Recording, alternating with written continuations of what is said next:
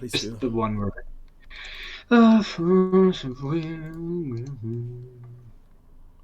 This is the first time I've done something like this. It's hard to get like someone from a hobby that you are really involved in. I feel you. I mean, I used to do stuff with Valve, but that was like years ago, and with like Team Fortress. Oh god. Yeah, I used to do level design for Team Fortress for a long time. Oh cool. I'm trying. That's the just double check. That's the one where they like you have like the rogue and the guy with the flamethrower and all that stuff, right? Yes. Yeah, Okay, exactly. okay. I've I done I've done stuff I on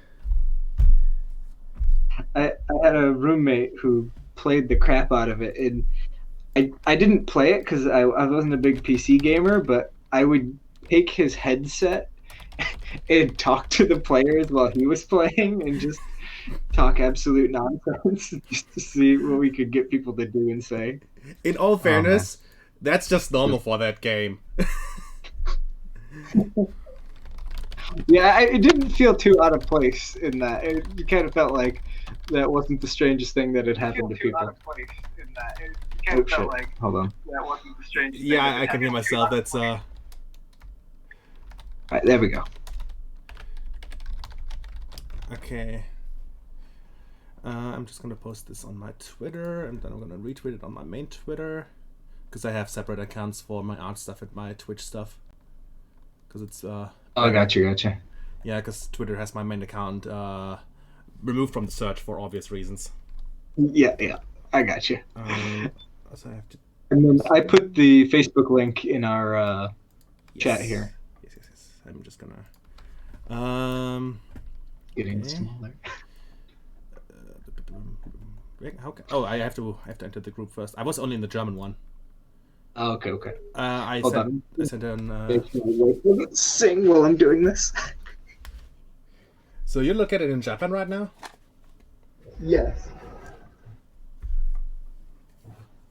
I hope everything is good there, because we're still in full lockdown, so it's difficult. Yeah, it's. I don't know how to describe it. Like, the numbers are low relative to most countries in the West, but the severity, I guess, in Japan is up from what it normally. Like, we were getting about like 100 a day for a while, and we were up to 300, but like it went up to 1,000 in Osaka, and like when that happened, they shut like everything down again. And I know that's relatively small compared to a lot of other places, America, but but at least for here, that's enough for them to like lock down the borders and say like don't be out past 8, blah blah blah. So yeah, here in Germany, it's also really bad. We have, I think, yesterday we had about 7,500 cases every day. oh wow. Okay. Yeah, it's because people are just straight out ignoring the curfew and all that, and the limitations. And I think it's very unfair from them to blame it on the retail stores, because they are doing everything in their power to do what they can. But the issue is that they try to open schools, they try to open community centers. It's like that. That's where the problem is here, and it's bad. I'm working at a university, and we're like, I do half my classes I make YouTube videos for now and do like on demand, and then we do in person for the other half. But it's interesting. Also, by the way, I see in the background, what do we got? Is that R2? We got the OG Welser. Yes, these are the this is the starter deck stuff. The very first one. This is starter decks from Raya. Then there's Advent of the Demon King, and then there is I forgot how the one is called in English. It's the Raya one. Oh, yeah, I don't remember either. Yeah, I don't know most of the names in English, because I haven't ever got them in German. I also have something here which I specifically dug out, which is this monstrosity here. It's the 2-meter banner, well, not banner, playmat, the table playmat from Oh, Alice. oh, that's the Verdandi and stuff. Oh, that's super cool. Yeah, I was. Oh, someone's who's Melo Milo. Thank you for following. Oh no, the Melo Milo Supernova. My bad. It's just I have this on usually on my second screen. This is way smaller. So there's actually an interesting story behind this because I was just looking at eBay for like odd Force of Will stuff, and I found this, and I was like, this looks nice. And then I looked at the size of it, and I was like, what? Oh. And this actually came from the US.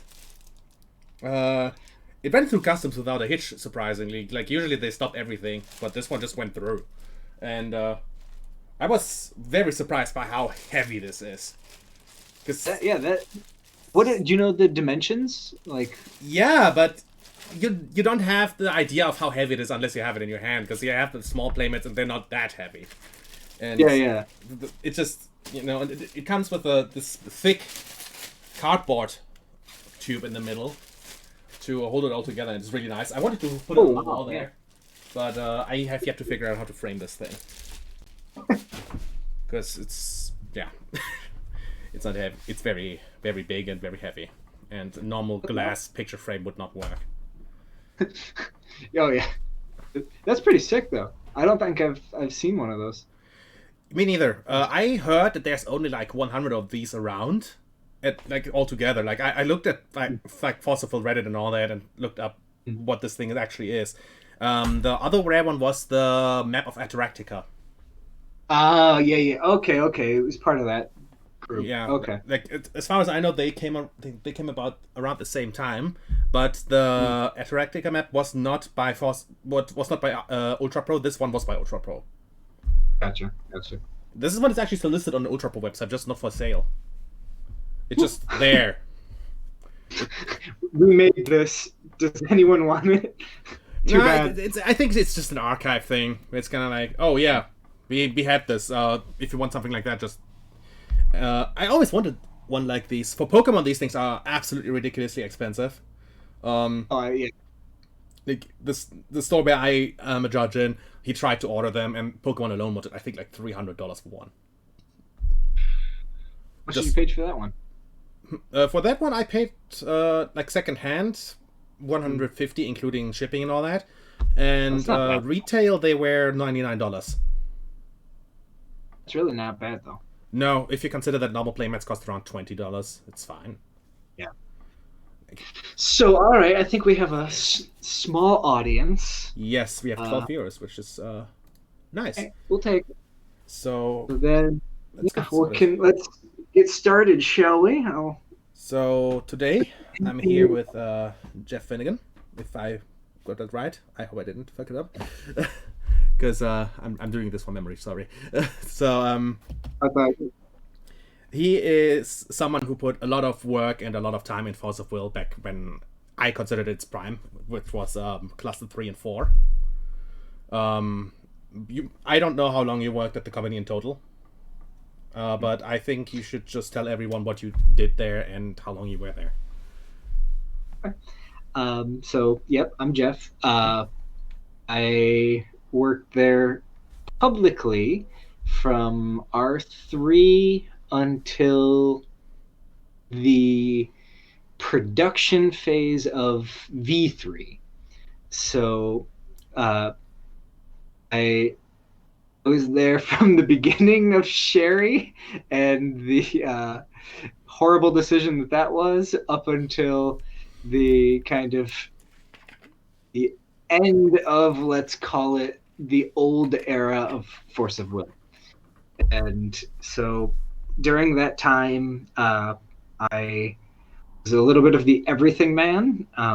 I made the ban lists. I named the sets. What else? I went to all the sales meetings. I decided a lot of the promos and a lot of the kind of adventure stuff, as far as like, I know Europe kind of distributed them differently than they did in the States, but like, for example, the My Will cats that we made, that was part of, it was a idea we came up with. Trying to think any bad things that are my fault. I tried to make the judge system better.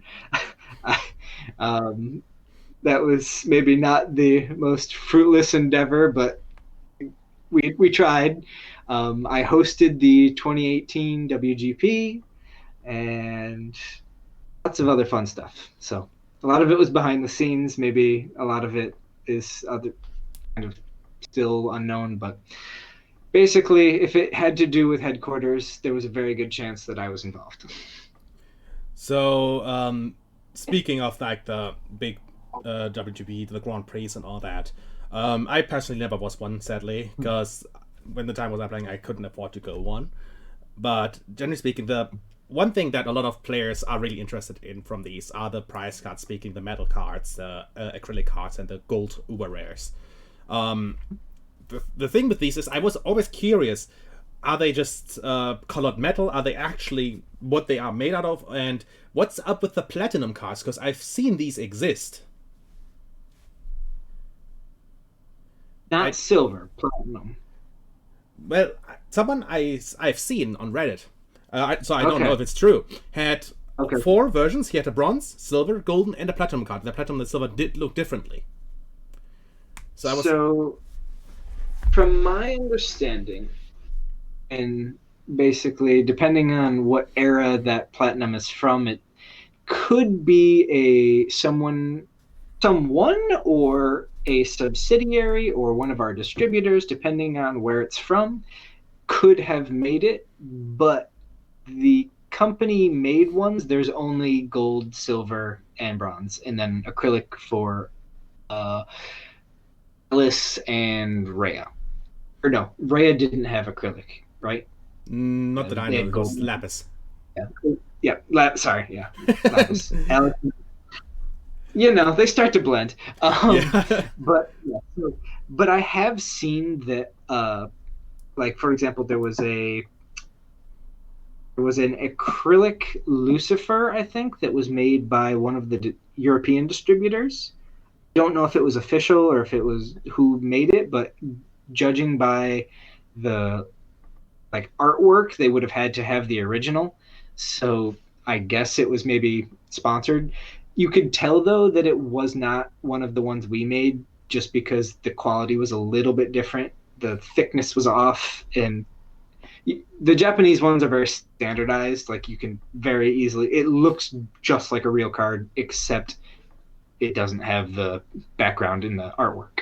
Yeah. So the fake one, let's call it, it's not fake, it's just not produced by headquarters, had a different text information down at the bottom. I think it was like 2018 or 2019 UGP event kind of thing.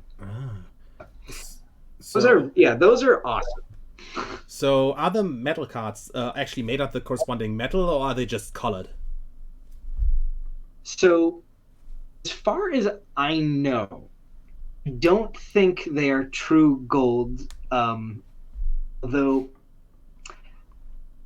I used to think they might be electroplated. But when I spoke with, actually, Edgy and I were talking about it today, because for those that don't know, we had made similar style cards for our other project, Alternate Souls.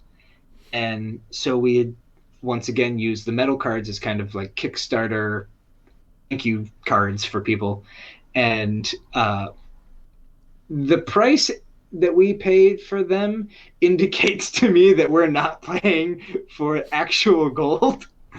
So that's my guess. Is if it was actual gold, we would be paying actual gold prices. Yeah, that's what I was really curious about, because you see these and they look real. That's the thing. Like, hold on. All right. So like, we have. A second, I'm gonna make you big real quick so people can see it. There we go. There we go. Yeah. So like, gold gnarl, like these probably weigh, I don't know, at least probably 200 grams or something. And so like, if this was actual gold, there's no way that we, even secondhand, right, that we would be selling them for anything less than what they actually just weigh in gold. Yeah. So like Like the other, I know a lot of people really like the acrylics as well. Like Okay. the Yeah, I personally like the acrylics a lot. yeah, actually, one of the things I had tried to bring back during my time when I was working there was I really wanted them to bring back acrylics for reward cards in New Valhalla series, Oh, that would have just been awesome. because it looks so goddamn cool.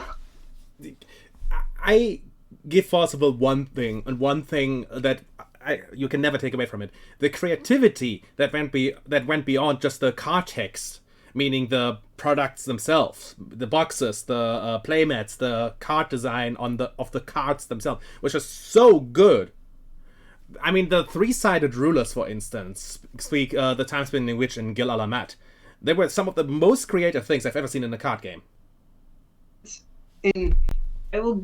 That's one thing that I will give AG a lot of credit for, and even some of the designer guys that are still working there now. Like, so for those that don't know, Force of Will back in, let's call it the day, was kind of sponsored joint venture basically by a printing company. And so they were kind of his friends and they kind of showed what could be done. And so that combined with an amazing artist that is kind of our go-to guy, and he's done a lot of work for me, for AG, for Force of Will, for he's amazing. His name's Yamada-san. But through all of that, like he has done absolutely amazing things. And Force of Will, I really feel like pushed the limit, in not pushed the limit, but it showed that a large card game could have good quality. That it now, admittedly, it's expensive, but you could have those amazing boxes like Rhea had. You could have even the prior to that the Alice cluster boxes in Alice 3 and 4. Those were great. All of Lapis has those nice boxes too. Yeah. I personally love the Rhea ones just because they're great for storing cards, but I'm split yeah, on they the rare ones personally, because they have the same issue yeah, that the Pokemon Elite Trainer boxes have, that they destroy the cards on the sides because of the little cardboard um, inlet. gotcha. So That's something interesting. Um, this is slightly unrelated, but in Alternate Souls, the game that AG and I are working on, we had them we had the box redesigned to mimic the old Rhea cluster, but this time we put like a inner wall inside the box so that it doesn't just overlap on itself, but it actually kind of hugs an inner cardboard wall. It's kind of hard to explain, but basically it should protect the innards of the box slightly better. Now, that is not just a card game, so I don't know if it will how it fits sleeve cards yet. We're still waiting on the prototype box, but I think we may have even solved that issue with damaging cards. That would be absolutely fantastic, because that was like my biggest gripe with the rare boxes. Because I love them more than the Lapis ones in terms of storage, because the Lapis ones are really big, and they have the issue that the lid doesn't fit perfectly on them if they have cards in them. But Yeah. the rare ones were always really nice for that. Plus, the rare ones, if you were a merchant, you could always have more of those in your shelf than with the Lapis boxes. Oh yeah. Yeah, like especially like the Rhea ones, just for card storage. If you're just putting a bunch of shit in like a shelf kind of thing, they're fantastic. And just for chats to know, these are the rare boxes. I have one on hand. Oh, yeah. This is the first rare set, and this is what I was talking about when I said the grabs. They have like these little cardboard things at the top which prevent the box from sliding over the bottom, and this is what destroyed a lot of cards. Sadly. Always hits the edge of the card. Yeah, And I know. here is a Lapis box to compare. These are way bigger, and they don't close perfectly if you have cards in them. It's just they are really nice, but they have their own issues. And if that is solved, Thank you. Thank you. Hold on, I'm gonna double check the video I have and see if I can. Okay. Let me. Shit, I don't know how to share. Can I? I don't know how to send it to me. Share your screen. Okay, share your screen. Yeah, that works. I'll just make it big again. Just make sure there's nothing wildly inappropriate on my computer as well. As long as it doesn't get me bad on Twitch, I don't care. Window, no. Entire screen. All right, we're gonna try this. Tell me if you guys can see.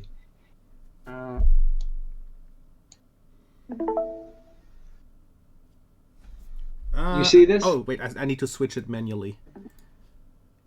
There we go. Okay. Yeah, that looks really nice. So this holds it up on the side so that it doesn't need that extra lip to keep it from. So I'll play this video here for a second, and you'll see that. So the top this time doesn't go all the way down. It actually holds it from the bottom, so it's self-supporting the lid, so it doesn't need that extra one on the top. That's a really good design. That's way better than what Pokemon has.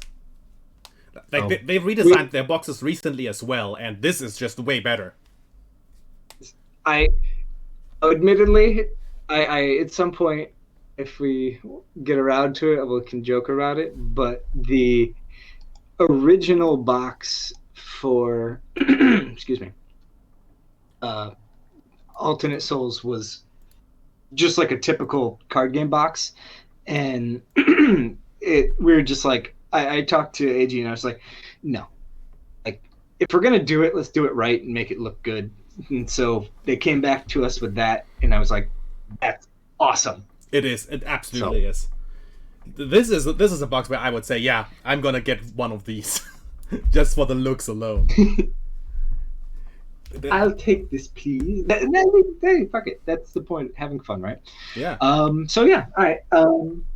Anyways, I'll let you ask questions if you want. I'll answer things. And so let's see. The main thing with Fossaville is that everyone is kind of theorizing about is what do you think killed it at the end? Not like put it to the grave, but put it out of the spotlight. Because at the time, it was in a place where it could compete with the big three: Magic, Yu-Gi-Oh, and Pokemon.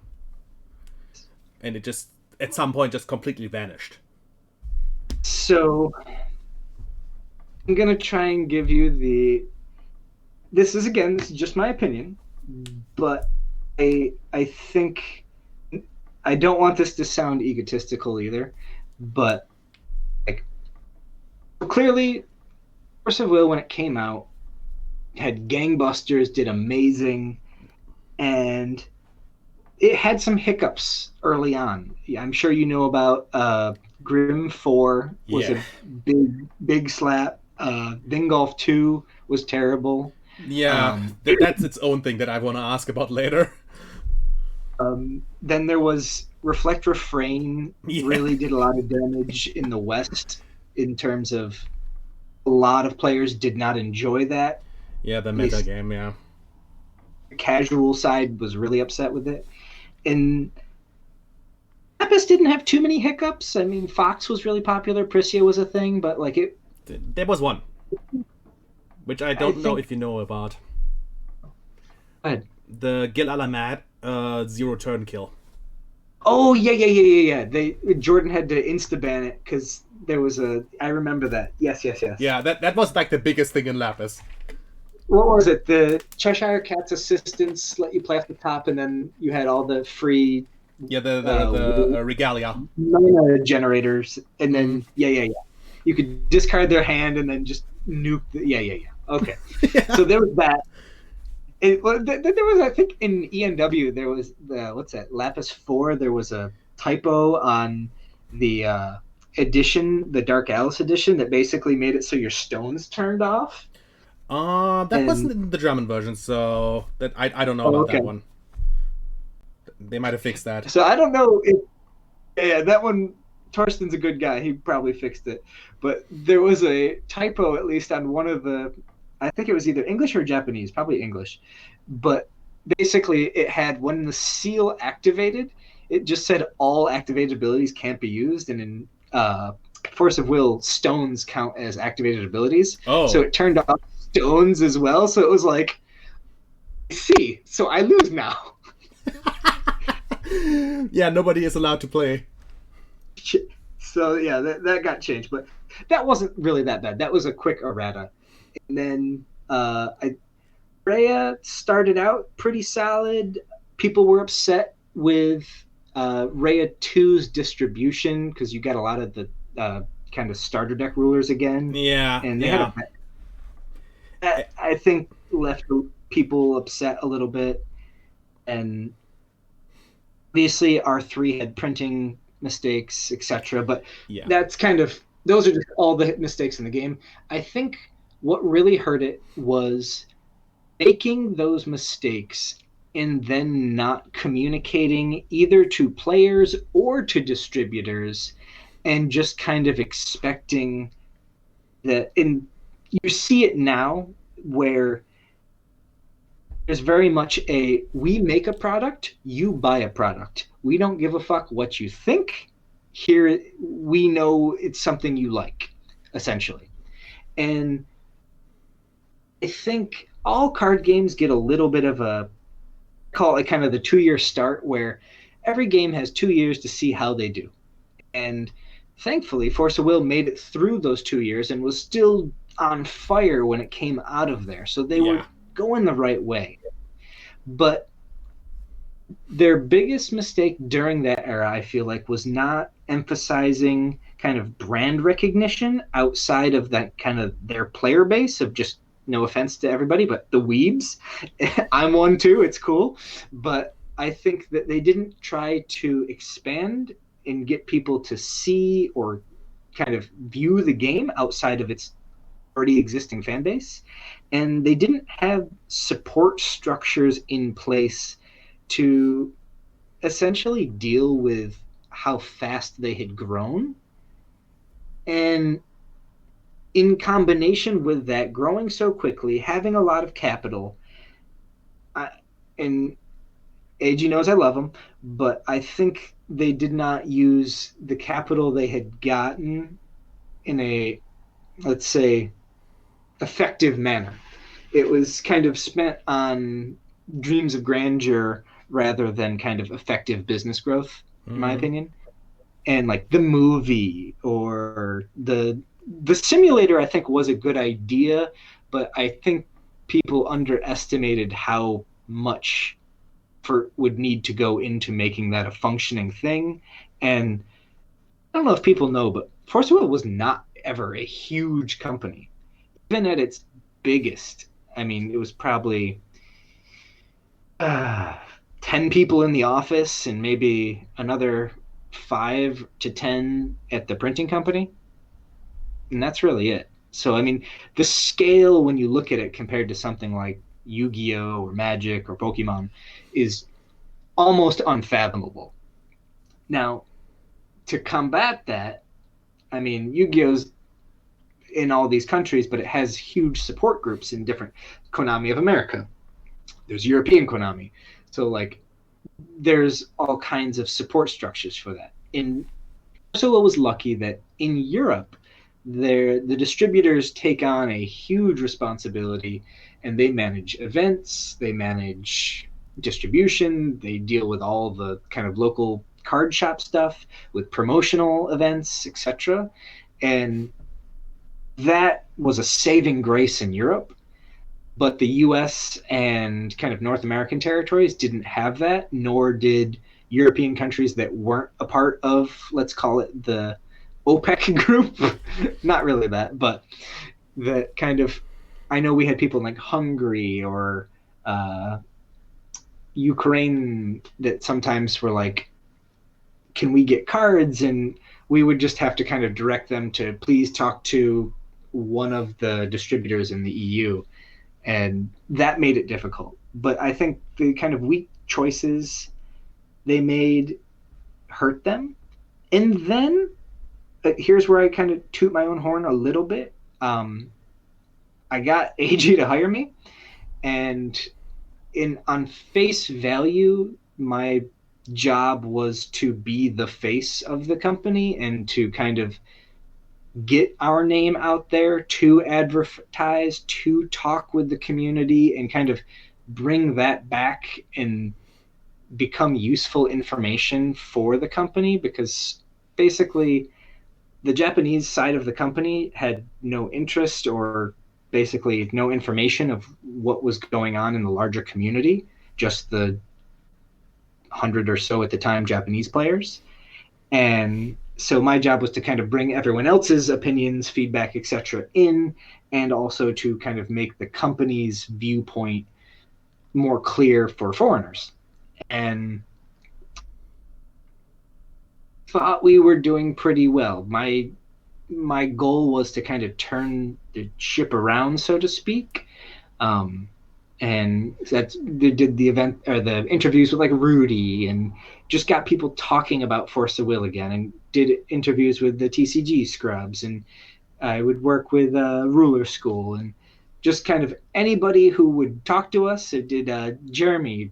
I know some people don't like him, but the kind of right wing crazy card guy that he's an American guy, but got him to talk about it, and basically just getting people to see the game and give their honest opinions and feedback, and show that, hey, we are listening and we are acting based on what kind of information we're getting, and also kind of open up a dialogue between players and businesses, just to kind of show that, like, seems like sometimes companies aren't listening, but when you look at broader swaths of information, you start to see, like, there aren't super easy answers sometimes, because something that one person loves, another person hates, and vice versa. And I think bringing that to light and just showing that that kind of dichotomy can exist kind of helped evolve the community a little bit. And fortunately, during that time, the sales team did not expect my advertising to work as well as it did, so they didn't adjust their print runs, and they wouldn't reprint. And so we couldn't kind of establish that what we were doing was effectively doing anything more than at least stabilizing. They wanted growth. And so they removed those of us with that philosophy from the company, and they've kind of downsized and made it so that it's profitable. But obviously cuts were made, and people have probably felt that throughout the system for the last year and a half or so. Yeah. So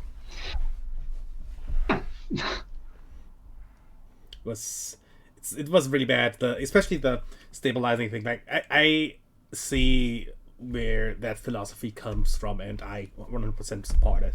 The thing with like the reprints and such, I think that really hurt the game in a long-term manner, because it was really hard to get into it for new players because of that. So because stuff was put in the stores, they were sold out, and they couldn't order new ones. Especially in Germany, it was bad around the time when Echoes of a New World came out, because that was like the set everyone wanted to have. And once that was sold out, there was nothing. And the thing that upset a lot of people in Germany, made a lot of people quit, is that Amigo actually held out on stock. They knowingly held back half of the stock and weren't giving it out to sell it at their own events. And when that came out, a lot of people were just like, we're done. We're not dealing with this anymore. Like, Amigo, at least in the European area, Amigo did a lot of damage themselves. They were really, really bad with a lot of things. Like, communication was absolutely awful for Amigo. They never communicated things thoroughly. The promo support was really lacking from Amigo, because some promos were just never made in Germany. Like I told you in the DM, Sacred Elf never came out here in Fallout, for instance, and some Fallouts were printed only in English, and we weren't allowed to play them. Oh, everything alright? Oh, did you have an internet problem there? yeah, sorry, I think I lost my audio. Okay, I'm back. I'm good. Sorry about that. No worries. Yeah, Amigo did a lot of miscommunication with the promos and such. There also was the problem that Amigo didn't communicate with the stores themselves properly. Like some stores ordered a large amount, and then Amiga was just like, "Oh, we can't deliver that much. We don't have that much." There was also the problem with the misprint rulers in Raya 3, which I still think are one of the best things that ever happened because they are hilarious. That was our fault. That was not anyone else's. I know, but it's really funny. Like, I don't blame anyone for that because it's a funny thing. But Amiga was absolutely awful with the communications and how you get the replacements. Because they said, "Oh yeah, you can go to your store and they are gonna get you them." And I went to my local store and he was like, "We didn't hear anything about that." And it took like a month for them to reply. Yeah. So just as a side note, if anyone still needs stuff, I have some of them, but they're only in Japanese. So no, I can't replace everybody's thing. But if you ever come to Japan and you need one, just let me know.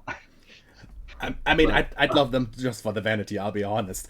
Because I love both the misprint and the proper versions of them.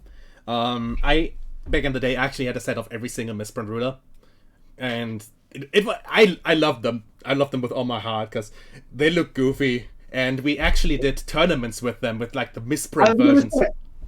I think so that was one of my choices. I don't think it worked in the EU, but in America, I said like for one event you could play with the as printed rulers or something like that, and I just remember like the absolute chaos. It was one of the most fun events I've ever played, I'll be honest. Oh god! Because you couldn't predict what was coming.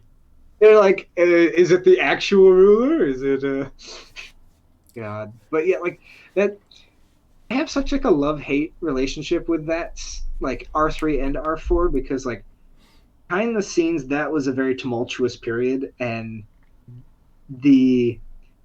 that simply happened because the people who were looking or watching the kind of print sheets didn't play the game and don't play the game, and so they didn't know what to check for other than, okay, there's a picture on the other side, not that is it the right picture, does this make sense kind of thing. Yeah. And it totally makes sense. And to be fair, one of the Japanese guys that I used to respect, and now I think he's a scum of the earth, but like he flew to the printing companies and like stayed up for hours and hours trying to deal with it. But the fact that it wasn't even discovered by us, like, because at that time we weren't getting our test product until it had already been shipped out to a lot of the other countries. Oh. And so I had actually gotten, someone had messaged me, one of our distributors, and they were like, Jeff, heads up. And when I saw it, I was just like, oh my God. And so I kind of did I don't know if you know who Paul Revere is, but the British are coming kind of thing. Yeah. I fucking ran to the office, be like, guys, we have a serious problem. I mean, yeah, all that and just the general cards of Raya 3 in the set made it my favorite set, like, of all time, because the cards in it are really, really beautiful. The rulers are great, and the misprint just made it better for me because it was just something that I've never seen and that happened to like any card game. I mean, Pokemon had the misprint studio, but that it's just you're totally right. Like R3 has amazing artwork, which is also why it kind of peeves me. Wait, who's in Ohm? Is Jeff in Ohm? He's just asking who you are. He wasn't there at the beginning. Okay. I'm a dude. If you've ever played Force of Will, you probably have played under my rules. If you've played with ban lists, you played under my rules. If you like good artwork, you probably played under my rules. Yeah. AO is not my jam, so sorry, Espeon fan. But yeah, so I mean that set is awesome. R3, I have wonderful memories, and the artwork's super cool, but at the same time, it like I beat my head against the rock sometimes just for the embarrassment Yeah, of with because we Alice. just come out, we just made this big public announcement like we're gonna try and do better. We're gonna fix our mistakes. By the way, here's one of the biggest mistakes we've ever made. Yeah, Alice Origins was a weird thing.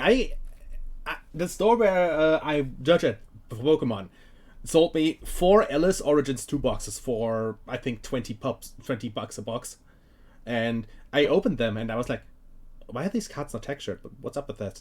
And the cards feel different. I don't think it's the same material. Different printer. And they, yes, the artwork still looks nice, but there's so much stuff in Alice Origins I don't like. And I just want to say this right at the front. If you like Alice Origins, if you like the new stuff that I Spy makes, that's wonderful. Please enjoy it. My biggest beef along like one of the parts that led to us not being there was like printing exclusivity at particular place and kind of the monetary incentives for that kind of stuff. And part of that included changing how stuff was done, and it's that kind of little things that I don't particularly like or respect. And so my dislike of Alice Origins is not only the kind of logistics and how things were handled behind the scenes, but also for me, I hated the card advantage of Alice Origins. It kind of that to me between Decisive Battle of New Valhalla going into Alice Origins was the here's how we're going to run things now. We're going to just make stuff so strong that if you don't buy it, you can't keep up. Yeah, and the Yu-Gi-Oh mindset. Yes, and now unironically, people can make references to like it used to be a joke. It was like, oh, it's almost as fast as Yu-Gi-Oh, and we're now at a point where it's kind of unironically getting close to that. And you know what? If you like that, there are people that like Yu-Gi-Oh. Fuck, I like Yu-Gi-Oh, but that is not force of will to me personally. Yeah, that's kind of what I think that is. I like the pace that Lapis had, that Alice had. Rhea had a nice pace. At first, I know Rhea got messy with kind of unfun shit with like Shahrazad and Green Time Spinning Witch. I'm not letting you play the game, but I mean but even then, like the games weren't necessarily like cripplingly over. I know Time Spinning Witch was very strong, but like Pandas did great against it. And yes, Sherry was too strong. And I tried to get Lorite handled before it even got printed, but there was we need to make a good card argument going on, and so it was kind of the amalgamation out of the Pharaoh's Spell. You had Severing Winds. You had the thing from Advent of the Demon King. It was just kind of all together. Outer World. Yeah. And so, it's one of those things that like I don't ever blame a single card, but it just becomes kind of the meta, and that's where like I watched a recent game of Force of Will like probably a week or two ago, and just the amount of value on one drops has always been kind of disproportionate, but it has gotten to a point now where you basically just play one drop resonators that are incredibly threatening, you play one drop removal that are incredibly flexible, and then maybe you have a couple more expensive cards, but there's so many cost reduction mechanics or kind of incredibly powerful effects for their cost ratio that I like Force of Will as a more Magic-esque game with a little bit of Yu-Gi-Oh is fine. I like that like attacking is kind of prioritized by the way the combat mechanics work. But definitely, I wasn't a fan of the legend or the kind of what was it called, extra deck. I wasn't a big fan of runes as they eventually came to be, and I definitely wasn't a fan of strangers. And I know strangers went to your hands, but just having that many cards and the card advantage that went with it, to me was like, I play 4 cards. I shouldn't end the turn with 7 cards in my hand. Yeah. But you know what? People love it.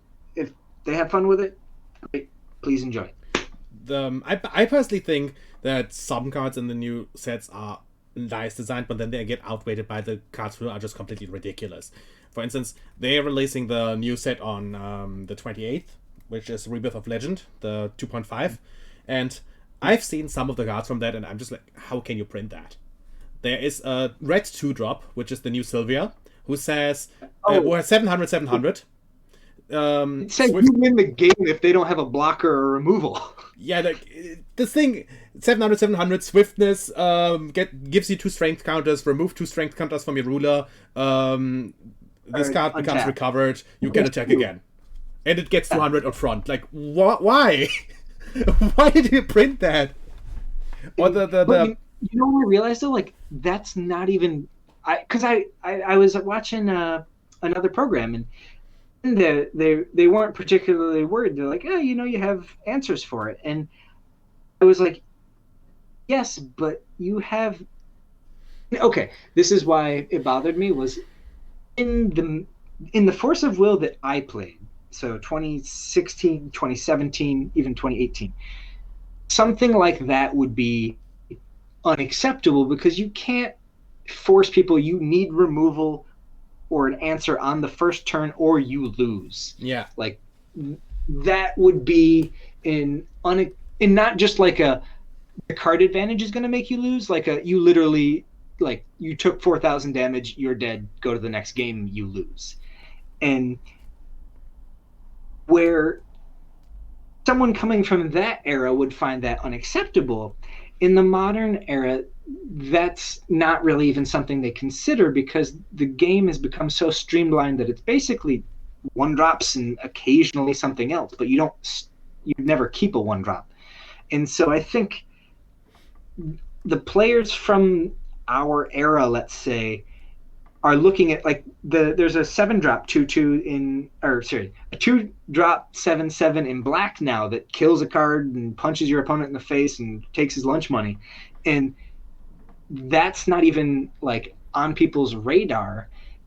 And part of me, it was like, I was looking through old cards and we had Prissia the Exploding Flame cost 3 for a 7/4 with swiftness, and that was like top of the food chain. This one. Exactly. Yeah, exactly.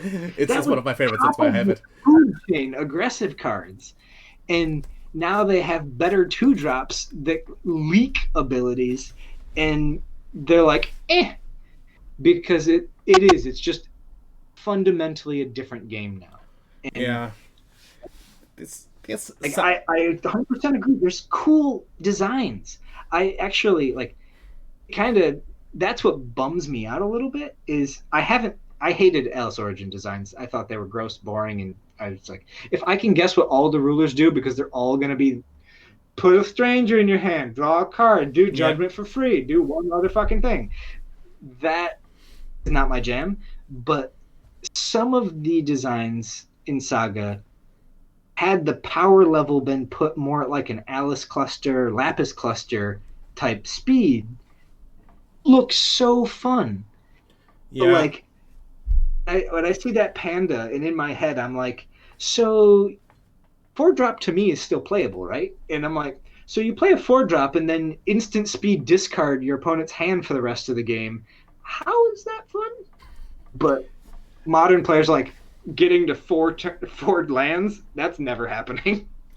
Yeah, like the one thing that I really, really like about the new thing is that they basically gave every ruler Energize. That's like the best thing they could have done.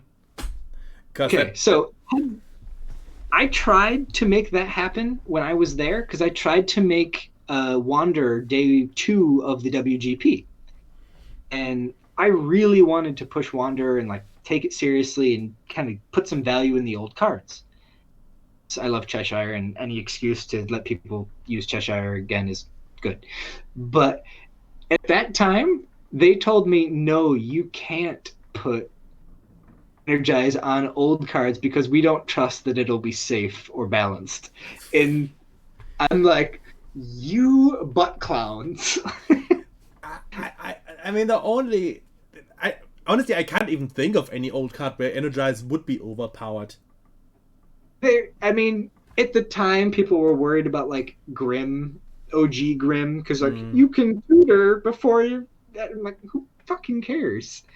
Yes, I'm serious, guys. Unfortunately, yeah. Some of the logic that I had to deal with of why we can't do things are insane.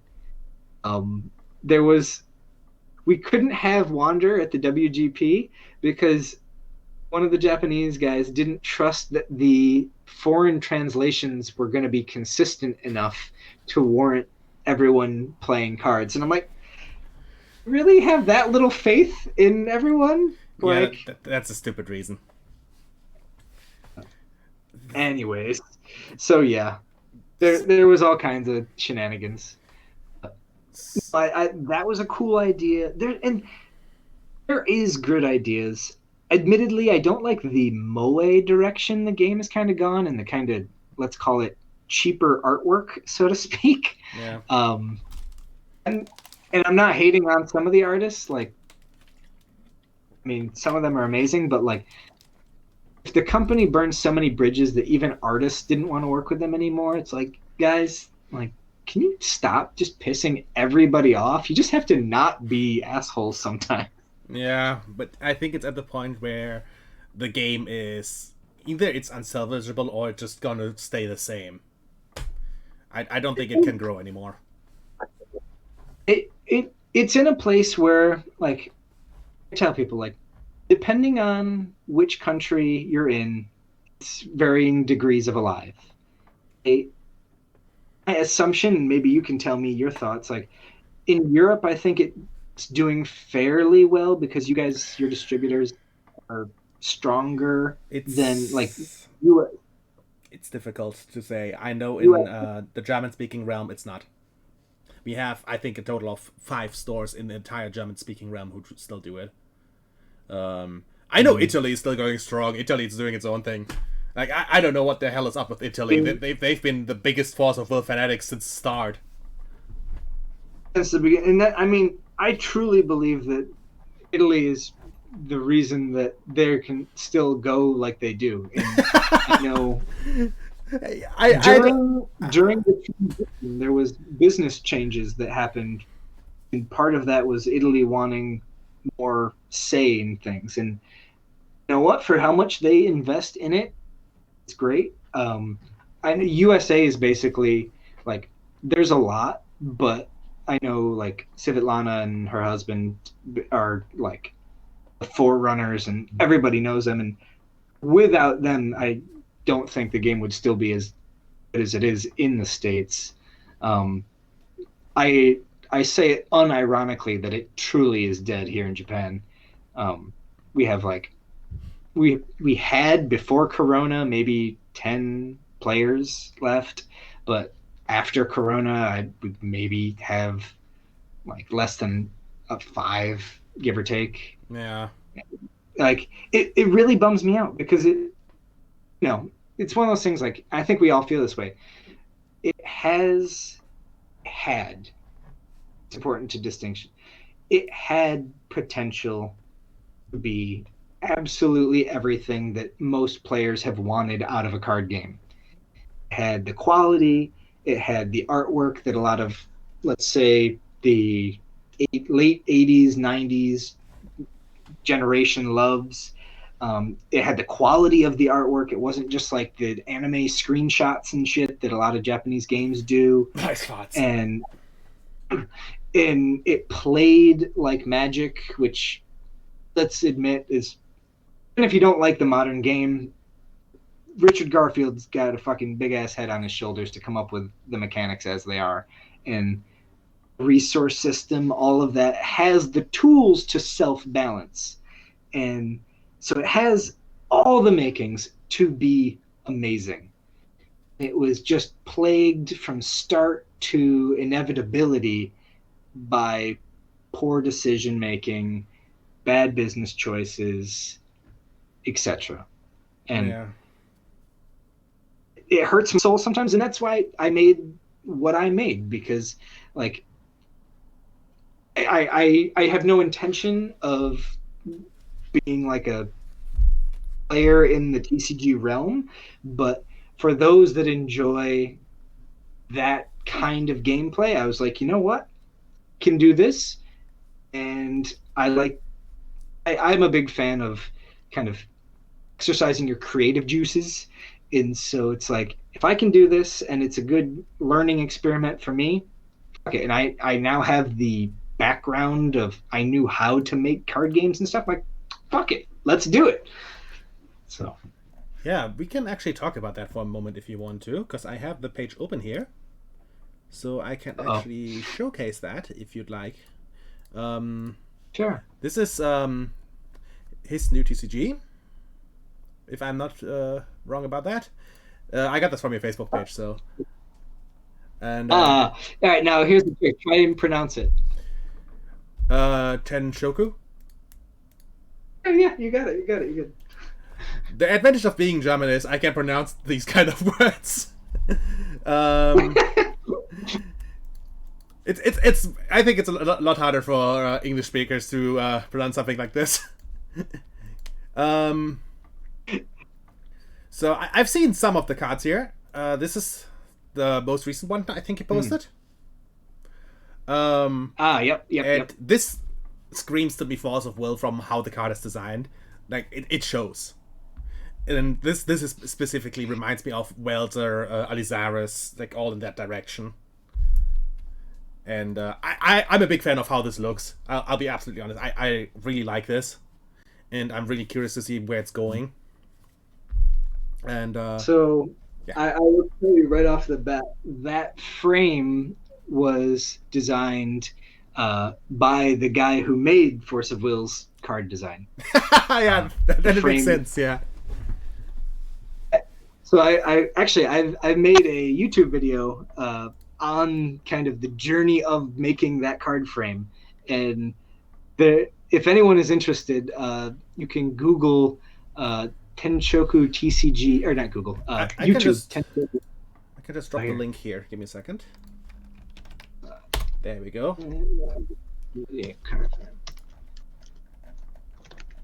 You can just post it in the chat. I'll allow it if Twitch says anything against it. So, and forgive my shit ass recordings and whatnot. There you go. But so basically, this game is just for fun, and it is by no means a serious project. I designed the cards to work with Force of Will. Obviously, and the art director, I believe now is more freelance. I know he still works on everything, but I don't know if he's officially working for Force of Will anymore. But after we kind of left, and he was one of the guys that I loved. He was amazing. For those that don't know, he out of pocket paid for the art books that were at the 2018 WGP. And so like those, hold on, I'll show you a picture. I'd still love one of those. I've seen them, but I've never managed to get one of these. So he paid for these out of pocket for this 2018 one, and this was a really cool thing that he did. He specifically picked pictures from the artists that were going to be there, and so they could sign their own pictures and everything. And amazing guy, absolutely amazing, super talented. And so I went to him and I asked him, and he's actually the one that designed the logo for me, he designed the card back, and I had spent like 3 months doing the card frame, and I was like, can you give me your opinion on this?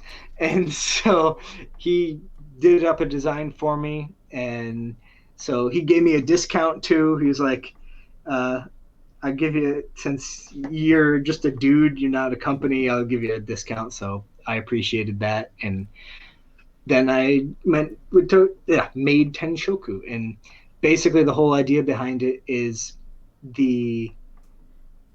if you enjoyed Force of Will and you like Yu-Gi-Oh! In a consistency's sake. And one of the things that I kept having problems with in Force of Will that I spent all my time trying to solve was, how do you make losing fun when you're getting blown out?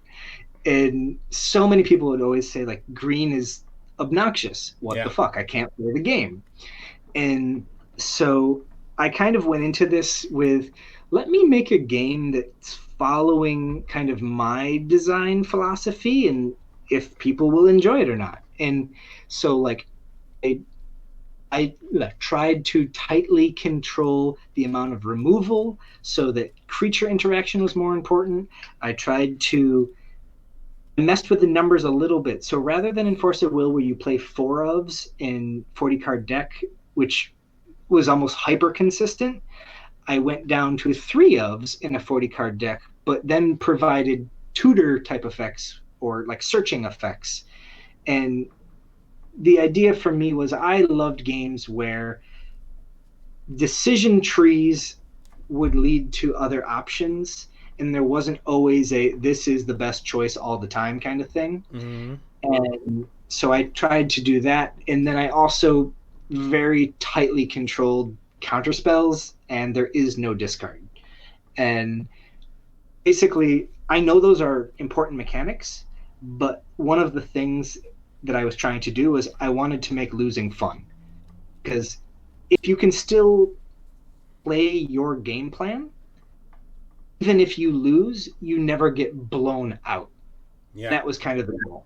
And the other side was I loved in Alice Cluster, the original, people could switch out rulers. And even in Grim Cluster, it was very normal that you would exchange rulers and have another one in the sideboard for a different matchup. Mm-hmm. And I wanted to bring back that concept. And so I tried to design the rulers in such a way that in their own decks, they would be obviously very good. And they could also be switched around. And rather than, and partly because I didn't trust the printing company to do dual face cards, I made the J rulers essentially a different card, but then in doing that, you could switch them or choose which one you wanted to use, and it would become more a part of the game, because I was always kind of disheartened that I had to choose between calling a stone sometimes and playing my J ruler, and sometimes it wasn't necessarily the right move to call my J ruler, but my J ruler is really fucking cool and I want to use it. Yeah. So I didn't want people to not be able to do one of the things they enjoyed. Like Imul, for example. Imul, super cool card. And I love her backside, but it was most of the time she's built in such a way that like you don't necessarily need to use her backside. Yeah, and sadly. I wanted to encourage people, no, use it. That's what it's there for. Do the thing that your deck wants to do, and then like for set 1, for example, I tried to make a ruler for each thing a person would like to do. So if you like to draw cards, there's a ruler. If you like to shuffle your deck, there's a ruler. If you like to swing, there's a ruler. If you don't want people to play cards during your turn, there's a ruler. And so there's different things depending on different players' kind of likes. And the ability to switch in between them in matches, like, is it advantageous? Are you going to switch your ruler? What should I do about that? That kind of stuff I really like, and so I made Tenshoku. And yay. The ruler summoning I can relate so much to, because especially with Welser. Welser was like the biggest thing that Force of Will ever had as a ruler, and oh god, I love playing him. I cheesed him always on the field with Advent of the Demon King. It was having this thing on the field. You just felt powerful. Oh my god, it is the greatest feeling in the world.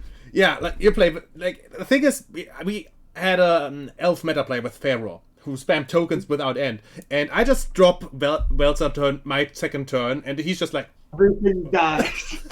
Yeah, it's just so great, and he used his Pharaoh counters every time I did the Beelzebub thing with I put 100 on that. He's like barrier 100 that barrier, and that's exactly what was later lacking with, like you said, with the magic stones and all that, because you were like, I want to put this on the field. I want to play this, especially with like the really cool risk. Scarlet was also a really good example for that. Like basically everything in Time Spinning Witch. That was like that had like the coolest rulers except Sherazade. I'm like you said, had their entire tool set built around the flip side with the one drop that called you a stone in. Yeah.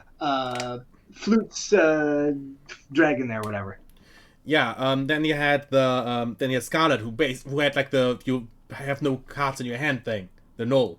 Oh yeah, null. Yep. That was such a good mechanic. So all right, just to kind of tickle your fancy a little bit.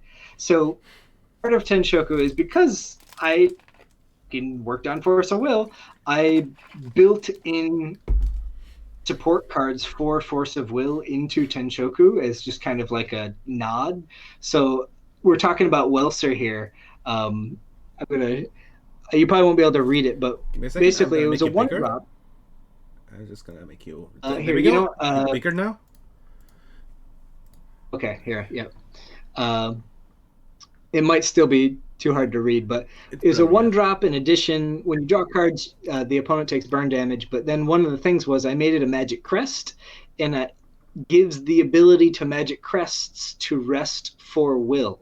Oh. Something that Welser so desperately needed. Yeah, that was the biggest downside. Like, nobody ever played Welser the way he was intended to. Nobody. Yes. I did. It was garbage. It was hot garbage. But you're brave, man. You're a brave man. That was the thing. Was the game Welser? He needed the crests were overcosted for the ones that were kind of meant to happen, but in terms of like that idea was that do that. Let them tap for will, and it's not broken. It's not super. It's Welser, but like, when you judgment Welser, you feel like such a badass. And you're like, now everything will die. You have a 1/5/1/5 buddy on the field that just nukes everything. It's so great. Right? That's like Welser is one of those cards that's just so satisfying. So like, I tried to make little cards like that would support Force of Will cards, and without explicitly saying that, or like, for example, the Divinity. So for those that don't know, Divinity is a new Valhalla mechanic that rulers had that essentially gives them an extra hand worth of cards. And I knew a lot of people didn't like that. And so one of the rules of Divinity is Divinity cannot be removed from a ruler. If you erase its abilities, it still has Divinity. And so I made a ruler that rather than erase Divinity, it changes all other rulers' Divinity to 0. So it kind of undoes Divinity. And so there's some slight little jabs to Force of Will that was like, you don't need this if you want to. So essentially I tried to if you wanted to play Tenshoku versus Force of Will or use Force of Will cards in Tenshoku, you could do that and you wouldn't be totally blasted out of the water just with power level alone, because I made cards that in my game aren't particularly strong, but in Force of Will they would be super strong. Like, I have 0 ramp because in my opinion that's one of the easiest ways to power creep a game. Yeah. And so I've not made anything like that goes and makes extra will. But then I've made cards that say, like, if will would be produced by anything other than a magic stone, it doesn't produce anything. Perconi, it's absolutely legal to do that. So, and I just want to be clear for Perconi here. Is Supplemental not a different game, but also I'm by no means a company or anything. Think of Tenshoku as more so like a funsy. Like, I don't sell this game. It's just if you would like to play it, I will literally send it to you for free. And it's the only thing I ask for is, can you just pay for shipping so I don't lose all my money? I already spent thousands of dollars printing it for fun. I mean, so, I'd personally like to have one. Just putting that out there. If anyone ever comes to Japan, I literally will give it to you for free. I don't charge anybody anything. I think of this as a card game that you make with your friends, except the only difference is I spent like $5,000 to make it a real thing. And so that's why for those that don't know, I sell old Force of Will cards that I have to essentially pay for this so that I don't have to charge anyone anything. Because the other side is the artwork isn't exactly owned by me. Obviously, the one you actually showed, that one is owned by me. I've been collecting commissions over time. But I admittedly don't have the hundreds of thousands of dollars that I would need to properly do it justice. So I've made it. It is a passion project. It is meant as nothing more than that. Think of it like what everyone makes like their custom cards for fun. Think of it like that with just a little bit of spit shine on the edges to make it look nicer. But it's the same thing as anybody else. I'm super happy if anyone ever wants to try it. I personally try to make my own card game so I can say how hard it is just to come up with the rules and see if everything works. So I have huge respect that you do something like that. It's incredible amount of work. I would tell anyone, that's part of me, like, part of me did it for the challenge, and it was like, am I really going to do this? And then it's more than just the card design, and I think that's where, like, I don't know if anyone else ever watched Some Gamer Dude. He's a YouTuber that did Force of Will content for a while, and he's making his own game, and he's been working on it for years, and I tend to be more of the run before I can walk type, but in going on this adventure, like, I wasted insane amounts of time and money, but I've also learned a lot and experimented, and it's been such a good experience that, like, basically I've come to this kind of conclusion of what I would like to do. For me, Tenshoku, if you don't know what this means, I suppose this is a time for me to explain. Tenshoku in Japanese means heavenly calling, or like what you're meant to do. And so I had an elder student when I was first teaching. I was young. He was 85 years old or something. He was alive during Hiroshima and Nagasaki. He was in the war. He explained to me what that whole thing was like. He joined the Yakuza. He was a teacher for a little while. He was an amazing guy. And he was the most interesting, fun Oji-san grandpa in the world. And he taught me a lot of what teaching meant for him. And he told me, like, when he started, he thought, like, oh, this kid's not good at a class. Fuck him. He doesn't care about my class. And then he started to realize that people are good at different stuff. Maybe the kid's not good in his class, but when he goes to gym class, he's amazing at karate or taekwondo or something. And through that, he kind of figured out this idea of, like, what we're meant to do. And concept, and it stuck with me.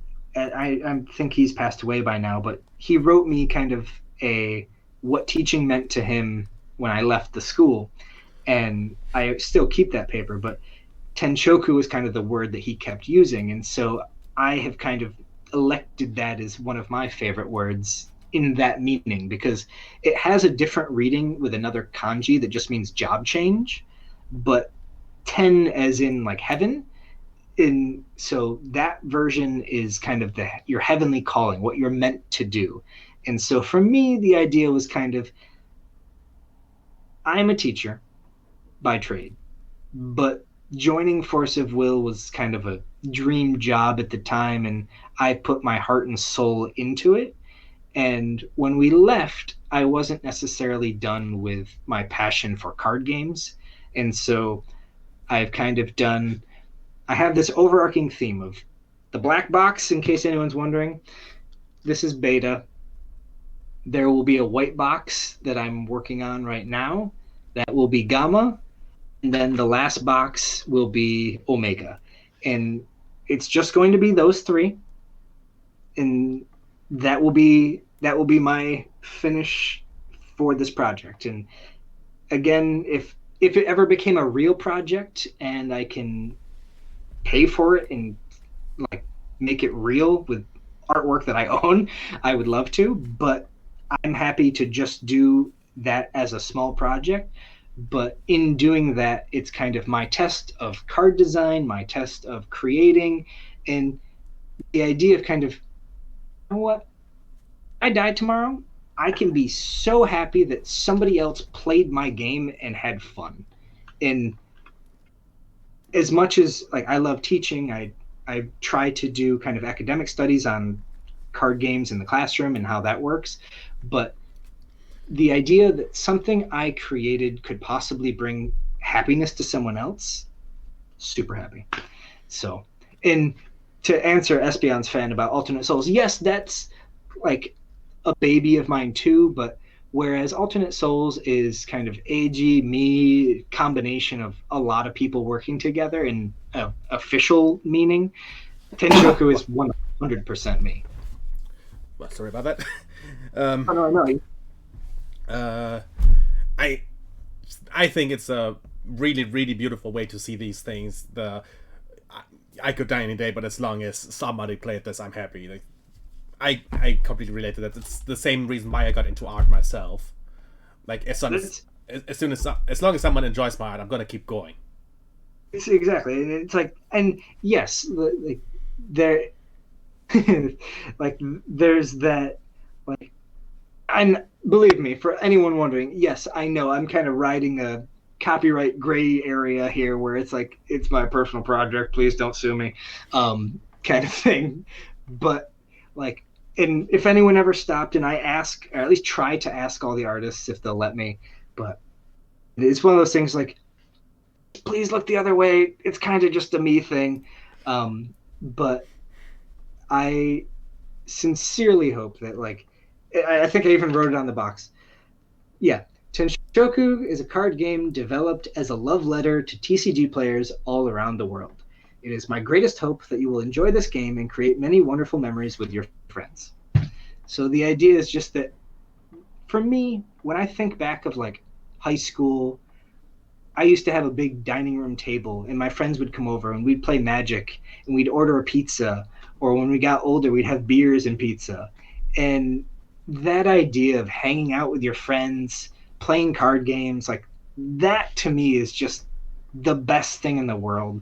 And I just wanted to get people to enjoy that aspect. That's absolutely something I can understand. And I think a lot of people in chat can relate to that too. And the pandemic didn't make it easy for a lot of us because of that. I think especially like for a lot of us card game players, like for a lot of us, it like, yeah, of course we can play Hearthstone, we can play Shadowverse, you can do those online things, but it doesn't quite have the same, like, going Friday night to see your buddies, playing cards, joking around, going to tournaments, whatever. Like, that's all the good memories I have from Force of Will are not necessarily the meetings and the, like, just checking whatever else. It's going to see the players and going to the tournaments and getting feedback and stuff, and just that aspect of it to me was so much fun. And that's kind of my hope is when this coronavirus fucks off, like I'll keep spending more money. I will, like, I joke around with people, but like I'll make my own goddamn Denny's WGP for Tenshoku and we'll play at a restaurant and I'll go make some prize cards just as long as people can have fun and get together and be like, your grand prize is the drink bar. Omedeto. Yeah, when I became a Pokemon judge and I started, organizing the tournaments and all that, and one of my most cherished memories from that was that we have a lot of kids there. Of course, it's Pokemon, and there was no disparity between like the older people and the younger players because they just did stuff with each other. Was no problem at all. And I remember vividly that there was one time when the kid was losing. He was really down in the dumps, and was like an 8-year-old child, and he got a booster, and he pulled the rarest card in the set. And he was popping off like I've never seen anyone pop off before. And just seeing that just fills you with so much joy.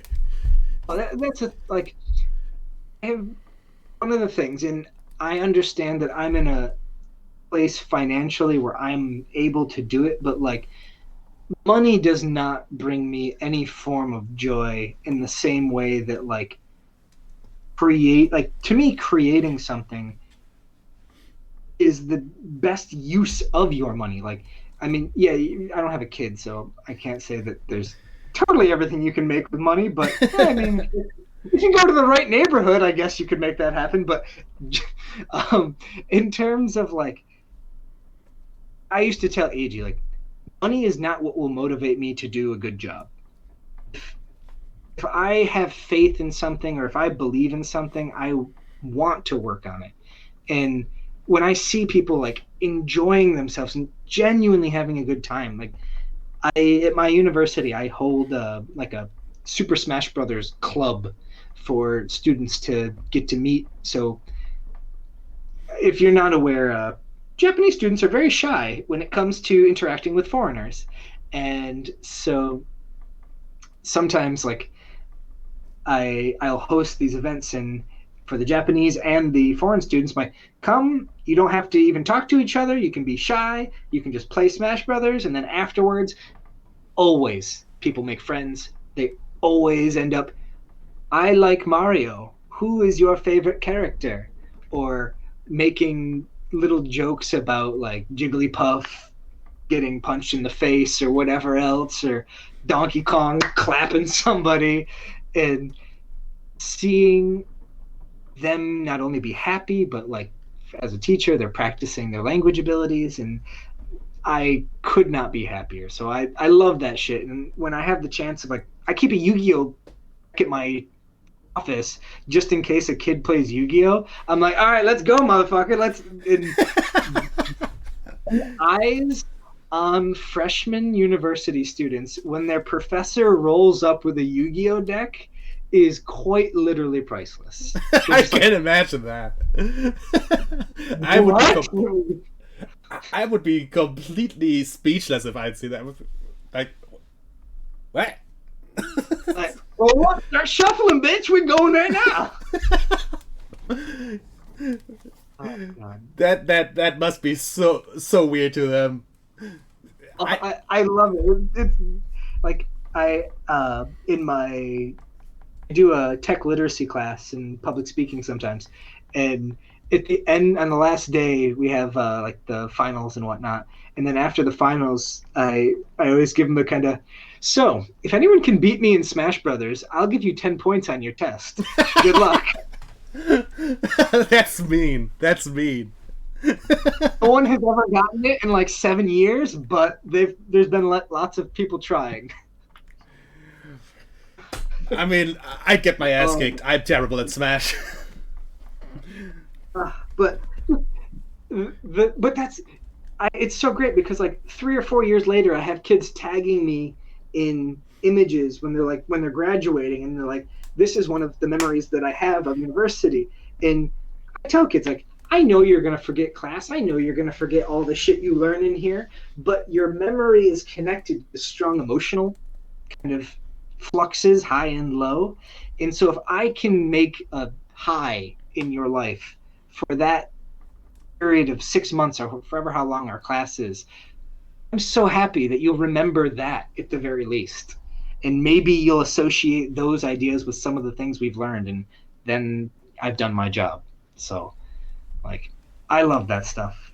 The games, all of it, like, that to me is wonderful. So, side note, if anyone is interested in the Tenshoku stuff, I'm sure Quinn will have a link or something, or he'll show you the website. Just send me a message.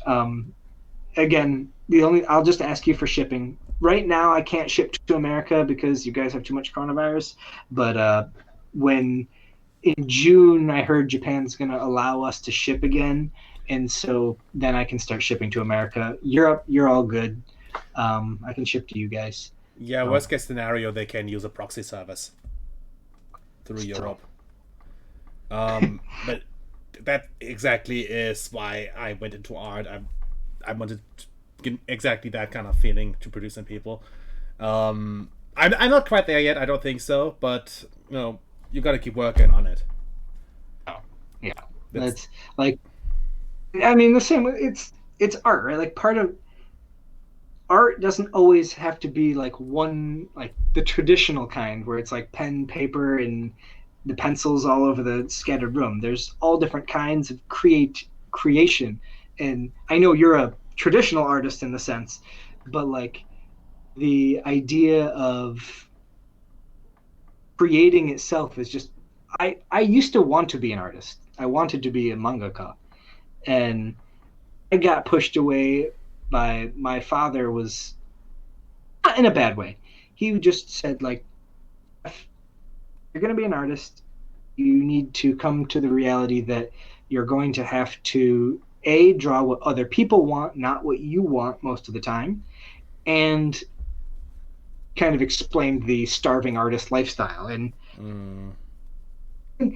I don't disagree, but at the time it was enough for me to realize that what I liked about art was drawing what I wanted to draw. I wasn't good at drawing what other people wanted, and so I kind of stepped away from it. But because of that, I have that much more appreciation for those that stuck with it, became amazing, are amazing. And I do commissions and stuff. I try to take care of the artists because I'm like, I understand, but B, I want you to know that your work is loved and appreciated when I can. Yeah, that's one thing I was pretty bad at. If it's not something I'm invested in, it's gonna come out bad. And people need to realize that more, because a lot of people, especially on Twitter, think that artists are just art machines. And it's such an unhealthy mindset. Yes. And I think it's a very good point. A lot of people don't realize, like, when someone is invested, or they, for example, the Eve there that you showed off in the artwork, like, one of the things I think that's wildly important on my behalf, or the commissioner, is finding an artist whose style matches the type of work that you want to draw, so that it becomes something that they can have passion for and love. Like, I found someone who was like, you can draw angels, you like to draw kind of sadistic stuff, like, I have something right up your alley. And so please draw me a psycho evil angel lady and make her covered in blood. She did a fantastic job, and I love everything about it. But like, I've seen some of her other work when clearly she wasn't very passionate about it, and it shows. Like, you can see it's like it was kind of a get this job done. Maybe the anatomy is a little bit fucked up or whatever else, but you can't even blame them. It's just like, okay, I just wanted to get it done. Yeah. Well, one sec, I just saw the.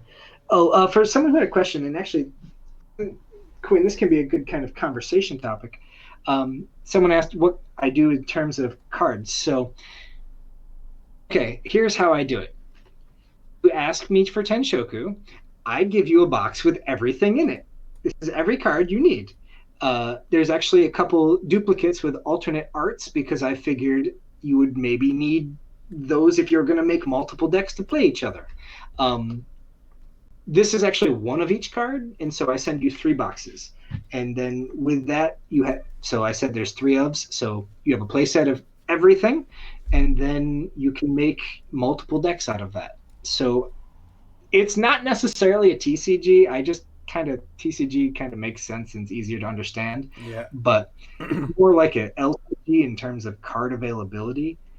This leads me to my question for you, Quinn. Give me a second, there's something come up. Was ist? Kannst du mal kurz helfen kommen? Nein. Geht gerade nicht. Okay, sorry. Oh, no, you're fine. So I'm curious, and this is maybe, I'm looking at it from the industry side, you may be looking at it from a player side, but so in my opinion, the TCG physical model, the rarity system and the kind of the buy a bajillion booster packs to try and get what you need and then play is honestly is dying, I think. It is suffering under its own weight of kind of, it needs whales to support it in the modern day. And I don't think it's necessarily conducive to playing a game by having so much chaff and basically in Alice Origins, there's half the booster pack is literally garbage. It's like fucking life point counter, the random will coin card, all this junk. It to me feels like it's excessive in its printing of just kind of fluff. So as a player, and I see like you have card boxes around, and yeah, a lot of them I obviously do too. So like, do you feel like the TCG model, what do you think about it, and what do you feel like its direction is on your side? So I can speak from multiple angles about this because I played Force of Will, Pokemon, Yu-Gi-Oh, and Magic for a bit. And I can say confidently, out of all those models, I think the one that Pokemon did is the best. Because Pokemon releases the set first, and they usually have every important card in multiple rarities in there. They have the normal variant, they have the full art variant, and the secret rare variant. And the normal variants are usually really common, they are easy to find, and then the other rarities are just for vanity. And on top of that, they print every card that is used in the metagame in special products as buy gift. The tin boxes have promo cards in them. They like lately released special decks which are just entire competitive decks that are on a level where you can play regionals. And they just give you that because Pokemon knows that people who want the higher rarity stuff will get it. But for accessibility's sake, which is what TCGs thrive on, especially big ones, they do a better job at just giving these out on a really easy basis. And what you said with like that you have to buy thousands of boosters to get a rare card, that's something Yu-Gi-Oh suffers a lot, like for, I don't know, 10 years, maybe longer, where you have to buy like 4, 5, 6 boxes to get 3 times the secret rare that you need to even be able to compete on a level, and nobody wants that. Nobody. I think terrible. Yeah. And Yu-Gi-Oh's had that since the very beginning. If you remember, like, thankfully it was like Tri-Horn Dragon in Legend of Blue Eyes and Gaia the Fierce Dragonite or the Fusion or whatever the fuck it was.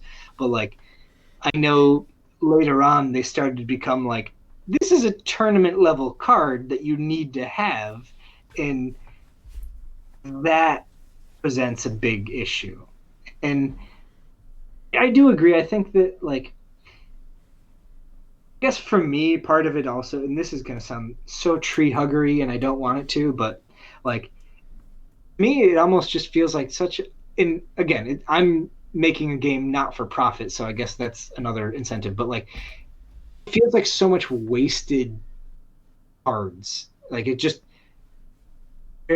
there's so, and I get it in terms of profitability. That's an excellent thing. You want people to crack packs, and you want those higher rarities.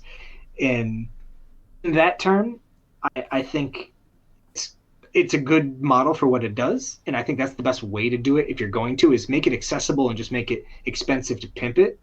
But at the same time, I almost feel bad sometimes just how much paper gets wasted making commons that don't see play. And like, one of the things I will say is in Tenshoku, I don't have a rarity system because obviously I give you everything. But the other side of it is like, I didn't, and I still don't. I never make a card that I don't see a reason why it exists. Like everything I make has some. It may not be the main theme, but it may be like a sub theme that I'll try to add on to. But every single card I've tried to make have a purpose in some variation. And if people don't see it, that's okay. But to me, like, Magic is guilty of this, as is old Force of Will. I don't know about new Force of Will so much, but like making cards that are just pack filler garbage that no one will ever touch just kind of bums me out too, because it's like in Magic they're purposely like the good cards go in the rare slots in the mythic rares or whatever the fuck they're called, and the idea is just don't put too many good things too close together, because we got to kind of drag it out over long periods of time, like the Masters reprints and everything else. But yeah, just that stuff kills me sometimes, but I understand like that has to exist. It just makes me sad sometimes. Yeah, like, understandably so. Like, Pokemon has that issue so hard. I think a part of it too is like the concept of rarity doesn't apply on the back end. And I just want to, this is a low-key humble brag, but just to kind of show off what I mean by like nothing is rare.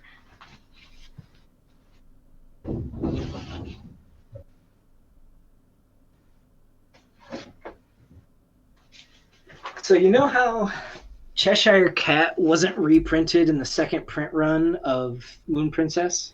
Yeah, it was because of the artwork accident. Yeah. So that Cheshire Cat usually goes for what, 100, 150 bucks, give or take, maybe more or less, depending who you're talking to. You could say I have a couple. were they all the ones that they didn't send? Yeah, they're all the booty cats. Wow. So like, that's just like, common is printed on the same paper as a rare, and so that's what I kind of mean by like rarity has no bearing on it, and so there's just so much wasted going into that just to kind of make the rare things rare. And when I worked at the company, it kind of brought home how true that was, where it was like whenever a new set came out, I would get a play set of everything. And it was kind of nice because it's like, okay, here's 4 commons and here's 4 full art secret rares or whatever. And to me, they're the same rarity because they came from the same print sheet. But for regular players, 4 secret arts would be a way bigger deal than a pile of commons. And it kind of made me realize like, for those of us on the printing side, all the cards are this. I mean, the best example of that disparity is the amount of gold cards you have, for instance. Like, yeah. For a single player, one of these gold cards is like the pinnacle of their collection. For you, it's just a box full of metal cards. That's it literally like they're drink coasters kind of thing. Yeah. But in that same way, like I do understand though what they mean to other people, and so like that's why I didn't release all the stuff I have and just ruin the world market, so to speak. Like I purposely like have piles of uber rares, and it's just like me. They're like, oh, okay, this is the same fucking. I have commons that I have less of than I have of uber rares, and so it's just like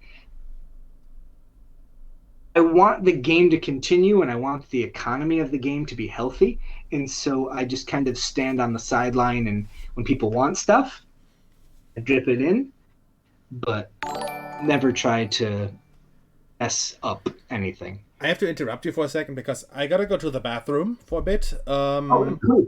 Go ahead. The chat can ask you questions in the meantime if you like. Yeah. So I'll be back in like Talk to maximum chat. 5 minutes. Have fun. Time machine day. Go take a shit. All right, let's see what's going on, chat. Let me see here. Read the chat real quick. I mass buy. Oh, so just as a side note, that's why I also think that it's super scummy when companies sell product directly. Like, I'm no longer a company, and so I see it as my severance package. But in terms of like, our company to print rare stuff is nothing to them, and it's essentially printing money for them if a company directly sells. So it's kind of a scummy tactic. Let's see. I just hate them because who are we talking about? Scalpers. I would say scalpers are an issue in terms of there's this idea now that hobbies have to make money. And I feel like some people have turned scalping into a hobby. Or, yeah, I guess you could kind of go either way with it. But there's this idea that you have to make money on whatever it is that you do. And while on one side I understand easy money is easy money, and it's like if you buy it and there's not enough out there to alleviate that issue, that's on the producer. But because there's kind of an incentive for them to behave like that and to print like that, that if they do that, then the price goes up. And if the demand is there, then people are talking about it. And so they kind of potentially limit their own printing stock in order to kind of keep that loop going. It keeps their prices up and therefore ensures the demand continues. So it's kind of in a business's favor for that kind of stuff to go on. But it is unfortunate that it does. Like, there's no way to really alleviate that without kind of taking a really hands-on approach and making sure it doesn't happen. I know once upon a time when the availability of some cards was really low on the TCG market for Force of Will, I was out of the company at the time, but I was like, if people are going to start scalping stuff, I'm just going to put my stuff on TCG Player and make it so no one gets absolutely chaffed by just being like, you can't undercut me because I paid $0 for this, so I always win. But outside of that kind of thing, let me see. What else we got? As far as getting into the game, let me see here. So what? It's a good Force of Will set to start for your style of combat. Perconi, tell me what kind of play speed do you enjoy? Like, as far as power level, like how important do you want your turns? Or like, when do you want the game to end? Do you want like a 20-minute game? Do you want a 50-minute game? Do you want a 10-minute game? While you're thinking about that, Espeon fan, least favorite ruler. Probably anything that's. I dislike. This is gonna sound so. All right, I'm back. High schooler, but anything that's popular, I generally dislike. I hope chat didn't ask anything uncomfortable. Oh, they asked me wildly inappropriate questions. What color underwear am I wearing? Everything. Oh, I mean, obviously, some sort of anime underwear. actually, now I'm curious. Oh, okay. So there's one thing regarding Fossil Will that I still need to ask about, because it's one thing that always was like something I found really intriguing, which is the Fossil Will movie. What was up with that thing? All right, so good question.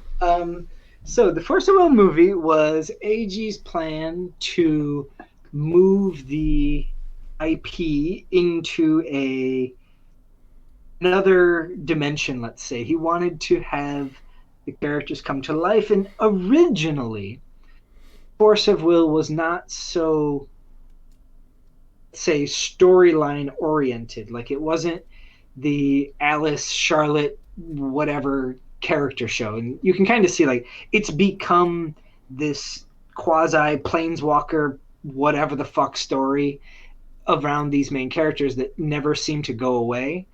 But originally it was not planned to be like that. It was supposed to kind of keep world jumping, go to new places, see new things, go to the next place, new lore, new country.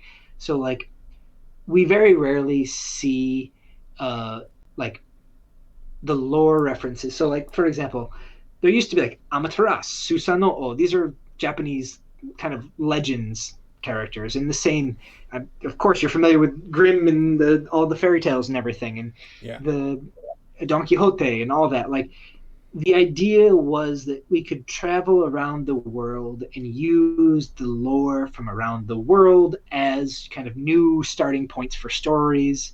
And that I feel like got kind of lost along the way. And went back a little bit with New Valhalla into the lore and like, hey, look, it's Isis and it's these Anubis, it's things you've heard of before. And part of that is I really like that kind of stuff. Understandable. But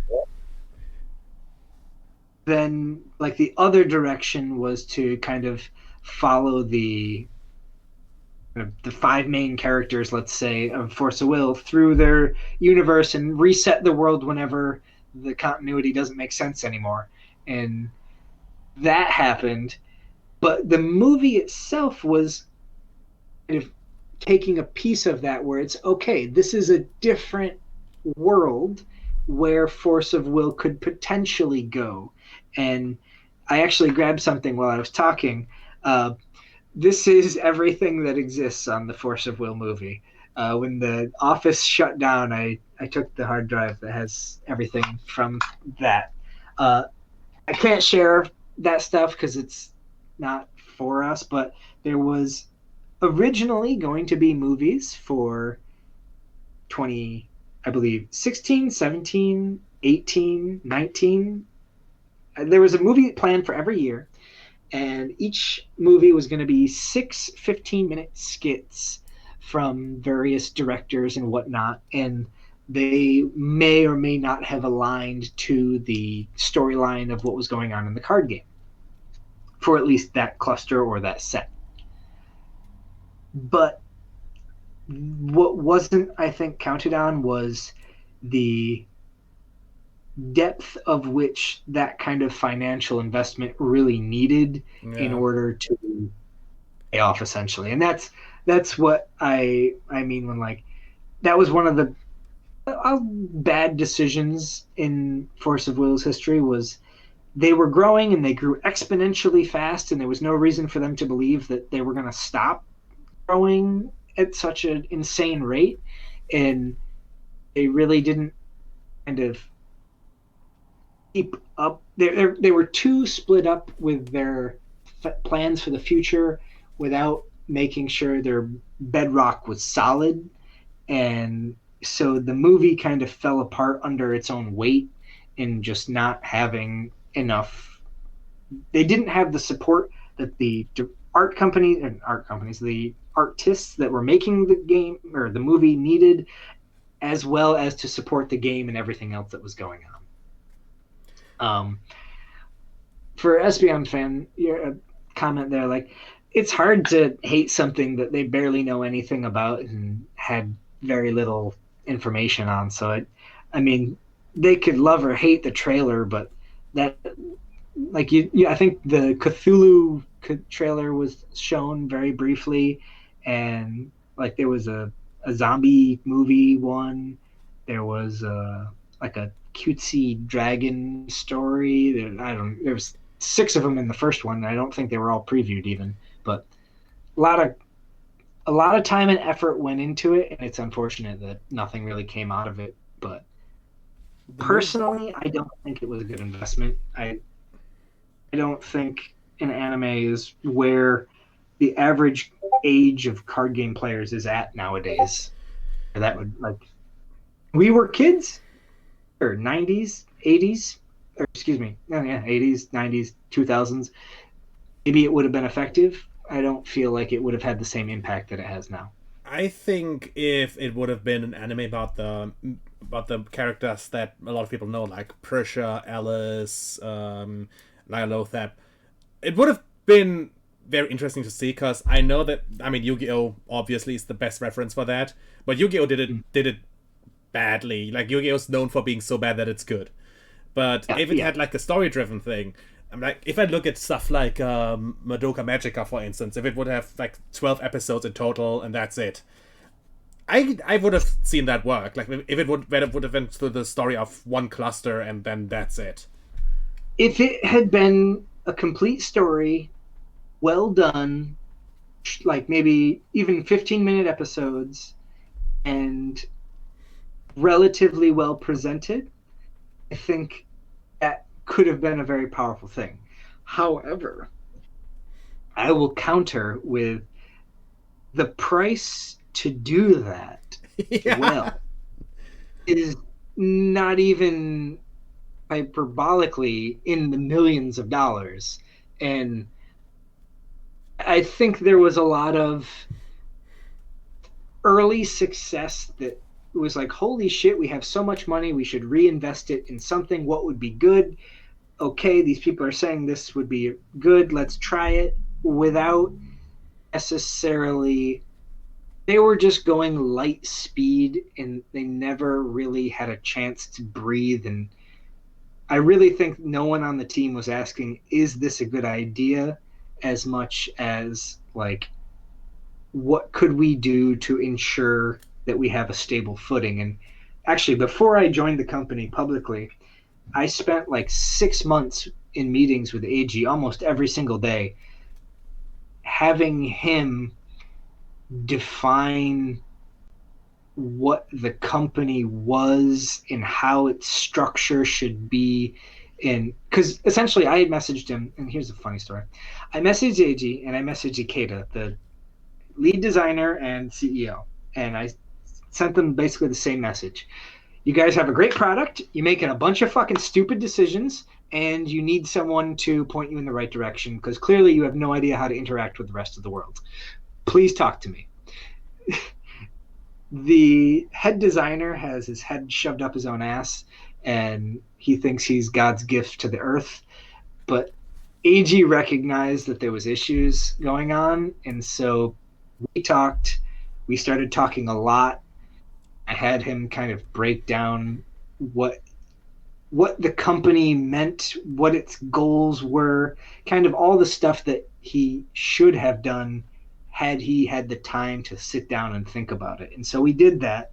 And after that, then he was like, would you like to work for us? Hold on, I got a question for you, I think. SPN fan. To answer that, I think a manga would have been very interesting to see, because I have seen the 4 comas they published on the English-speaking website. Yeah.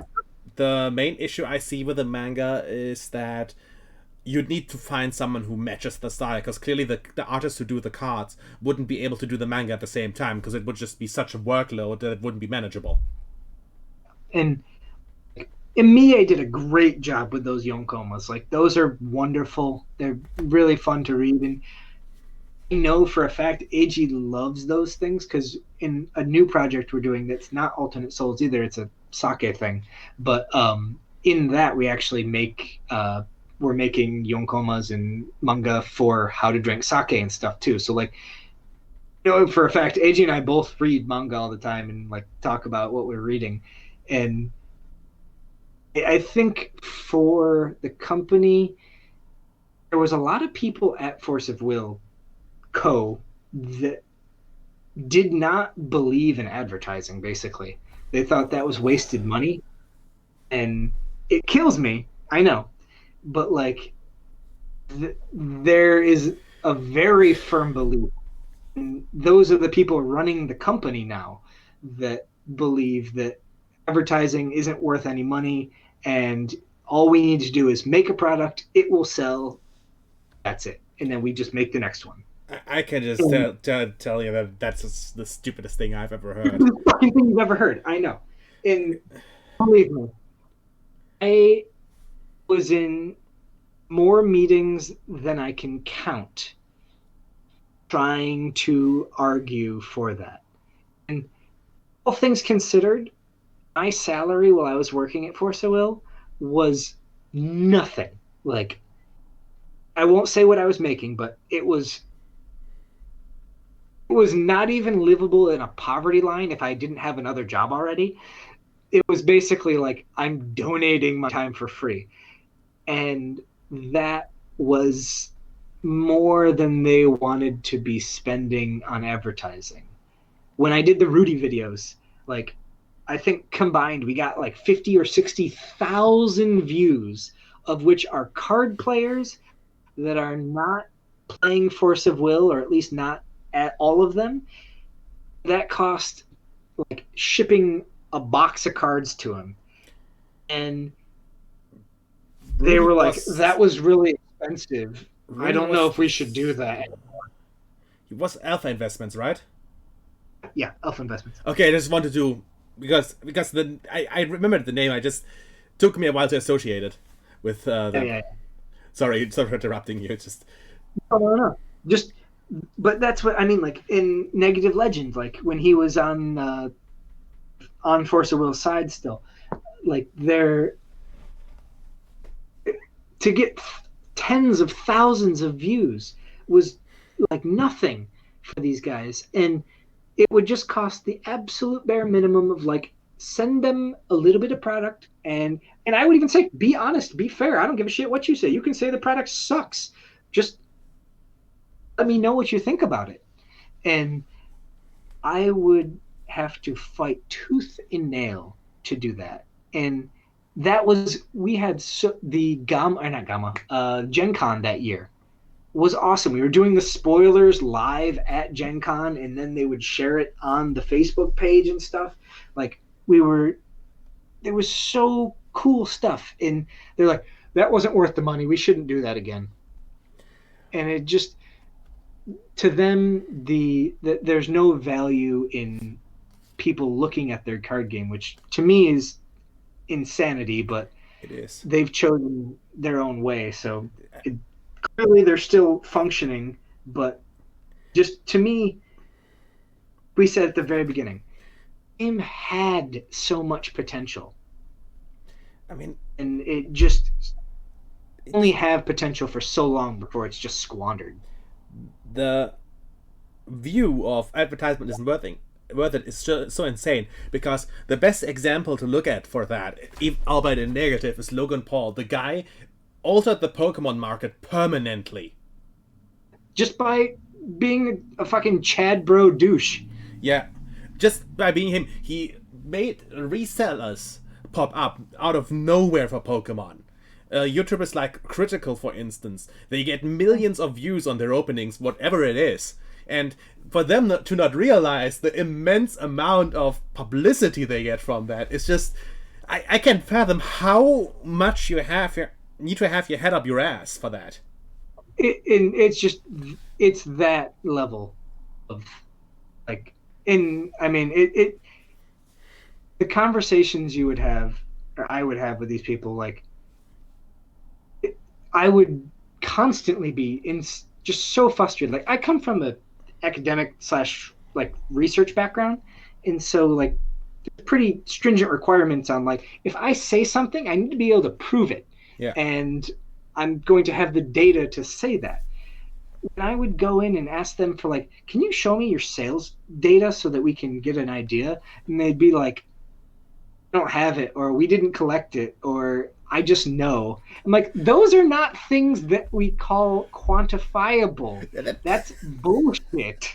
And it just it was like, how do you have a fucking job? And obviously, like, make lots of friends coming in with that attitude. But one of the kind of caveats was I told the only person I work for is AG, no one else. So I refused to work. Oh, I think his internet went off again.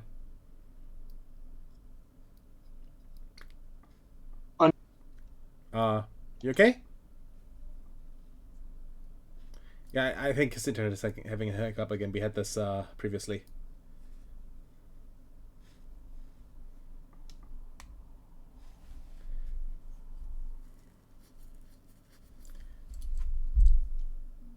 Can you hear me again? Testing 1 2. Yeah, I can hear you. Okay, I'm back. Sorry, my it happens. My fucking Wi-Fi card just decides to be dumb sometimes. But it happens. Anyways, yeah, just the amount of absolute buffoonery that I tried to fight through, and I guess that's why when I left, I felt like a little bit of despair because like I knew there would be no one on the back end fighting for the views. And I know Jeremy does his best, but Jeremy's, as far as he's just a player and he's a content creator, but he has no power in the same way where like I was in a position where I could make physical changes to the game and I could change the rules, I could do whatever. And this is maybe like the perfectionist side of me where it's like I didn't believe anyone else would do a good enough job, and I would love it if they would just take the need seriously for advertising enough to get someone to help them, because and we're seeing it now, like this set, like the cards are broken as shit, but like the ideas are still good. There's still good ideas in there. They just need to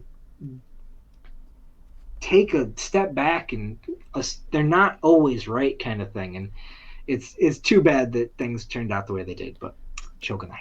The only thing that could save Forcible at this point is just a hard reset. Yeah, like, and honestly, originally Tenshoku was made as like a supplementary. You can play these two together, and then the more and more I did, I was like, okay, I can just make my own thing, and it's super fun to play by itself. And again, sorry, this is totally unrelated. You said you like Null, and actually, in my third set in the custom card group, I actually kind of took it upon myself to make Null into a viable effect and make an archetype built around Null that actually was fun and usable, rather than dump your whole hand so you can play like 2 cards kind of good and maybe Judgment.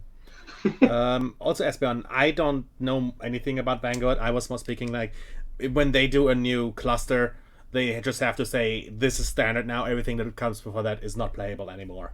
That's what I meant with a hard reset. Yeah. Like they would have to do what happened in America with Grim to Alice, where they rotated a cluster early, and basically we're like, these cards, Alice is done 6 months earlier, whatever it was, 3 months. And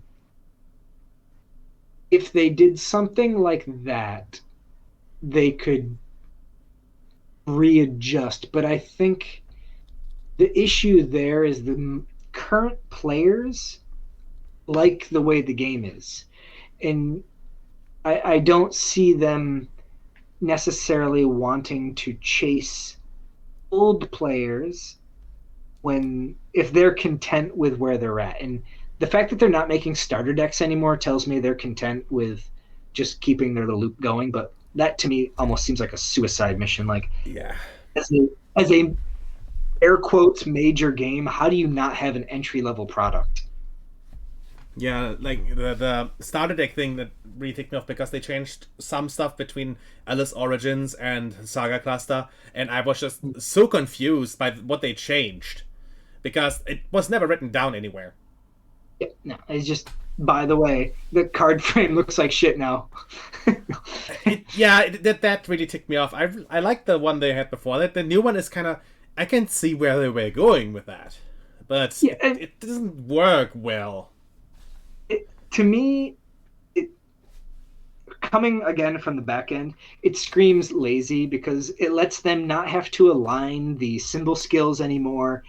It lets them, there's no more arrow symbol. It's literally everything on the cards now can simply be copy and pasted from the design files. So the chance of, you don't have to even understand the language to just copy and paste everything. You don't have to be able to read what the effects are.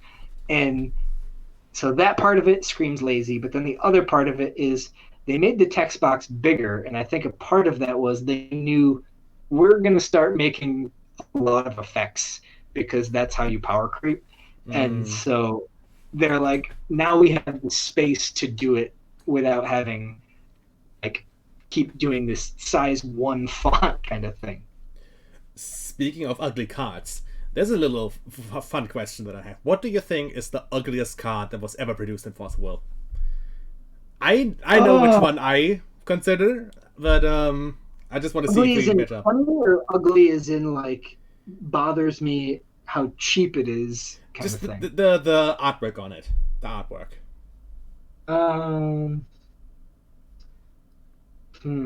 Hold on. We're gonna go check out the database real quick here. Do you want to hear my opinion? Yeah, tell me yours while I'm looking. Italian Melfi. Oh, if we're counting promos, the Miles Brothers Lightning Bolt or whatever is, I think it's Aaron on that one. And Aaron's a nice, handsome guy, but they did not do him any favors on his promo card. I wasn't thinking about the promos with people's faces are rough. But I as far as like in set, I'll be honest, it's hard because I don't mean to knock the artist, but like whoever did Zero that wasn't Lack, like it wasn't bad, but they're not Lack. Like Lack to me is Lack and Ishisho are both amazing. Obviously I have Lack right behind me over here, and Ishisho I have slightly more. Where is it? Oh, Booty Cat. So like both of them are wonderful, but when kind of a character's not main artist is doing them, it looks to me off. It doesn't look good. And I guess I was really put off by some of the Alice Origins rulers where they were the same artwork with like minor differences. Yeah, I don't I don't like some of the quality wasn't necessarily bad on like one of them, but it was that to me is almost like insulting in terms of like, guys, one of the things that Force of Will is, or I would actually argue, the poll I did, artwork was the number one thing for Force of Will, why people played it. Yeah. And so like, if you're going to be cheap on the thing that made your game known, it's like, you really lost your way at that point. Like, who are you anymore? The worst offender in that regard, I think, is the Valentina card from Alice Origins, because her artwork looks almost exactly the same as it does in the original Alice. I actually have them here. Give me a second. I'm just gonna grab them. Okay, yeah, show me. Because I think they're a prime example for. That makes me sad because I assume that means it was Ishisho as well. This here is the Origins Alice. The Not Alice. Not Alice. Okay. God damn it. I mean, Valentine. Yeah. Sorry. And I have the old one here because I bought some collections recently for really cheap because I had to sell mine back then for financial reasons. And this is the old one, and they are basically like even the pose is like near identical, especially like I even think it's almost the same picture. Like, look at this. This why was this like a nostalgia thing, or was this just them being lazy? I mean that's almost I almost wonder if that was just an edited, like maybe they just had their, like, the Force of Will art director. No, this is actually a redrawn picture. This is completely new artwork from the Origins one, but it's the same pose, same everything. And I don't know why they did that. It makes no sense. It's like, I mean, Inishisho is actually one of the few artists that I absolutely love, but like, yeah, that to me just is like, that left a bad taste in my mouth. And I guess it's just kind of like, to me, one of the nice things about New Valhalla was, at least, the artwork I loved. It was it went kind of back to the style of like 50% cool, 50% cute. Like, there's the moe cute stuff, but then like the what's the secret? Do you have the secret angel by any chance? I have her, but I have her in a different folder. Okay, the Ophiel or whatever her name is. I do have her. But that artwork is beautiful, and like, you have that kind of like genuine beauty, and then you had like the really cool, like the Japanese kind of wood painting style on some of the green cards, and like, yeah, they did that. I loved that it was. That was in dynamic. Raya 3 too. They did that for Sherazade, yeah. Like, this card, the starter deck art from New Valhalla, is just one of the best artworks I've ever seen in the game. It's so colorful, it's explosive. It feels good to look at it. When I was getting the artist proofs, like, along the way of the rulers, I was so excited because we had decided that I loved Valhalla. So when we said, okay, we're gonna do New Valhalla, and we're gonna bring back some of these characters, and like, this is fucking awesome. And I started seeing the characters, and I'm like, this is so cool. And some of the designs I was not in love with, but whatever. Like, the artwork in that, even the artwork in the last set there, Decisive Battle, like, still cool. It's got like there's the cute moe, like big boobs, whatever, and then there's also like the cool ragged demons and shit, and it's like, give me a second. I actually have some of the cards from that, and I want to showcase them because they look really, really good. Like, because it's the same artists, of course. So I actually got a sealed English Valhalla. So Valhalla 4, so I opened that not too long ago on stream. Like, here, this is the Isis from that set. It's in English, and it has the same power behind it as the starter deck artwork. Yeah, it just looks great. And the one thing that I am kind of curious about is, what's up with these? If you know anything about them, I know they were past the era, but these are the ruler, not rulers. These were the Valhalla 4 uber rare versions of some of the cards. They were a tournament promo or something, right? I don't know. They have a VPR before them, so I'm assuming that sorry, I was German for a second there. They were definitely not willpower rewards, but because these are weird. My assumption is, I remember Decisive Battle was so short printed, and I know Tim's favorite thing in the world is to make cards expensive because he thinks that means the game's doing well. And so, like, Decisive Battle was crazy underprinted, but I think combination of, I guess, the distributors, Amigo, Game Trade, etc., Distrib, maybe even Civilana and Gang, mentioned like the accessibility was almost too low, and so promos like that would really encourage people to go to events and do stuff. And that's my assumption, is basically to increase the supply of some of those cards would be really attractive to players who needed them, because there was such a shortage of that set. And that's my guess, because the willpower reward system was gone by that time. Also, Espion said something that I kind of want to ask about. The whole CFC set didn't have any full arts. Do you know if that was intentional, or was that just an error? So from what I heard, it was just them experimenting with different stuff. And because if you recall, there wasn't always full arts of non-rares before that. So the Alice cluster, I believe, was only rares and super rares. Maybe you can, I don't recall exactly, but I'm pretty sure only rares and super rares had the stamped foil version as like the last version. Full art. The awful thing, yeah. So then CFC had the textured full arts, or no, excuse me, textured foil, regular foil, and then basic. And I think that was them kind of experimenting a little bit. And then with LEL, they figured out that, hey, full arts are the kind of, let's do full art, texture, non-full art.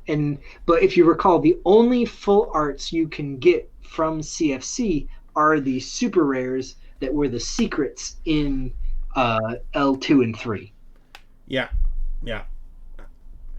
So like, did you guys also do that for Raya 3? For Raya 3? The Raya 4. Because I opened boxes of Raya 4 and got time-spinning witch cards. Oh, okay, that was my idea. So not just time-spinning witch. You got Lorite, you got Panda Girl, Meteora. And so there's one of each color. And it kind of fucked up what I wanted them to do. The idea was, again, good idea, but like good intentions, poor execution. If you recall magic foil cards, some of them had a like the guild symbol, whether it was in Ravnica, it was like Demir, Orzhov, etc. And the foil cards would have like a symbol of their guild on the card as a, like, basically where there was no ink on the background. So it was really shiny of who the card belonged to.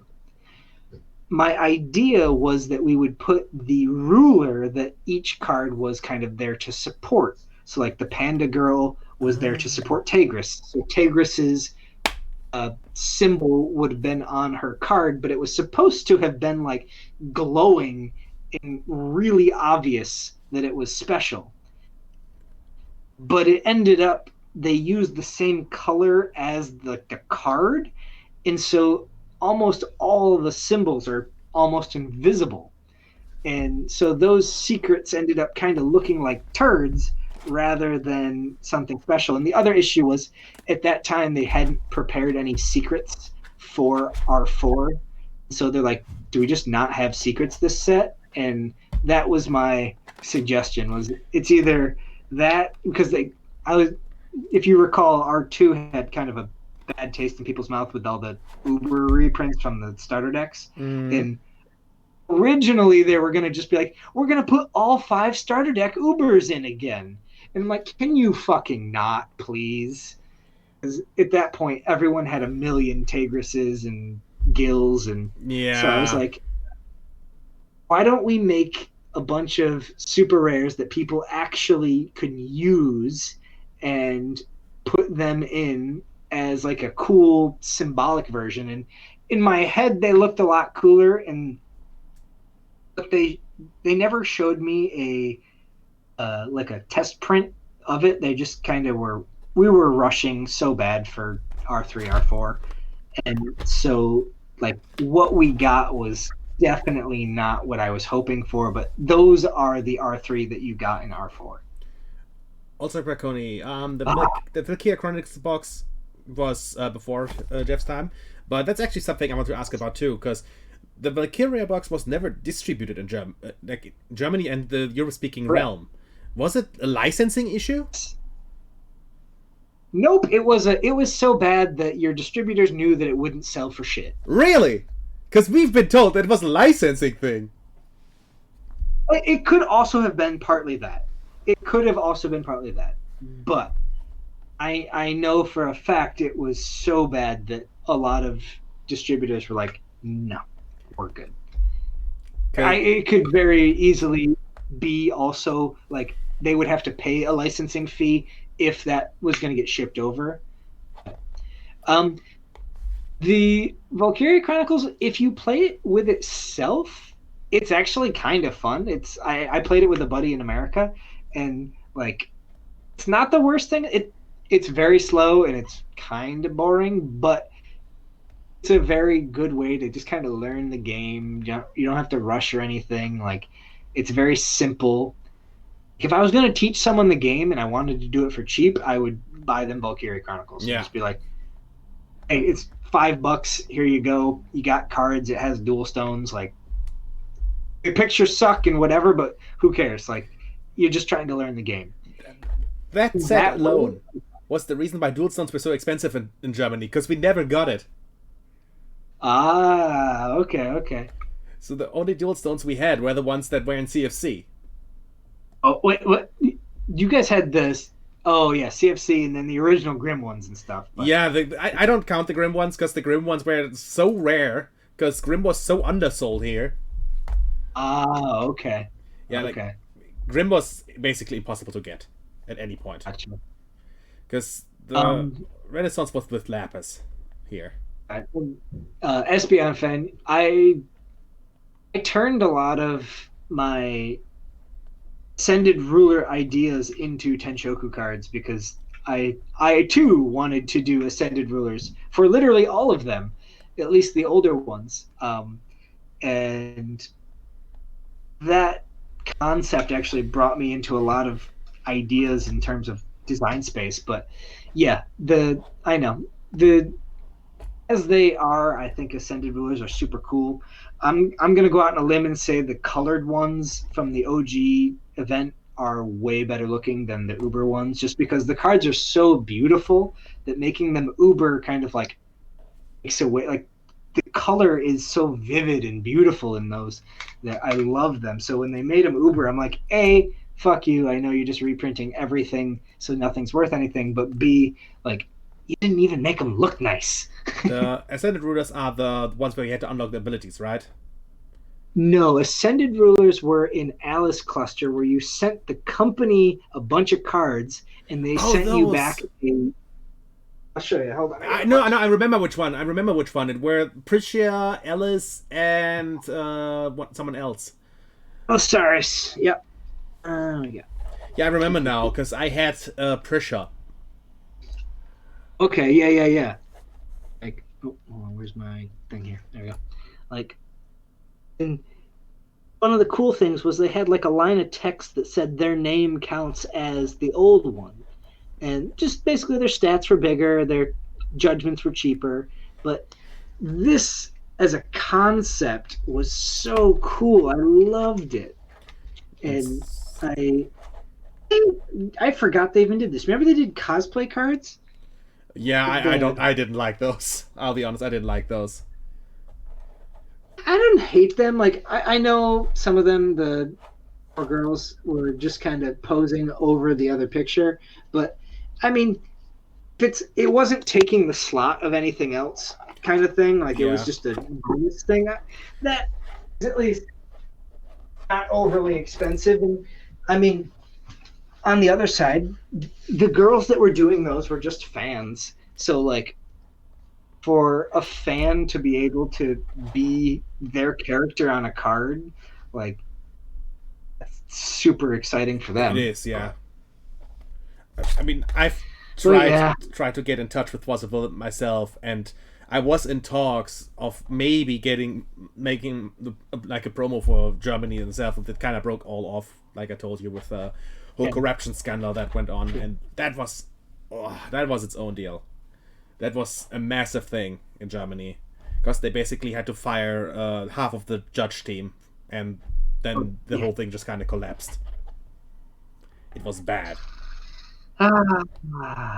Life. Also, one thing I'm kind of wondering is, with Italy, they got so much exclusive stuff. Did the game just do that well in Italy for them to do that, or what was going on there? So, not just that, but a lot of, like, Italy had exclusive stuff, but basically Italy was paying for it by themselves. And, like, if you haven't picked it up by now, a lot of Force of Will operations are, as long as you're buddy with them and you're buying product, they'll pretty much let you do whatever the fuck you want. And when you're one of the bigger distributors and you say, I want to do something, I'm going to pay for it, they're just going to kind of head nod, go for it, have fun.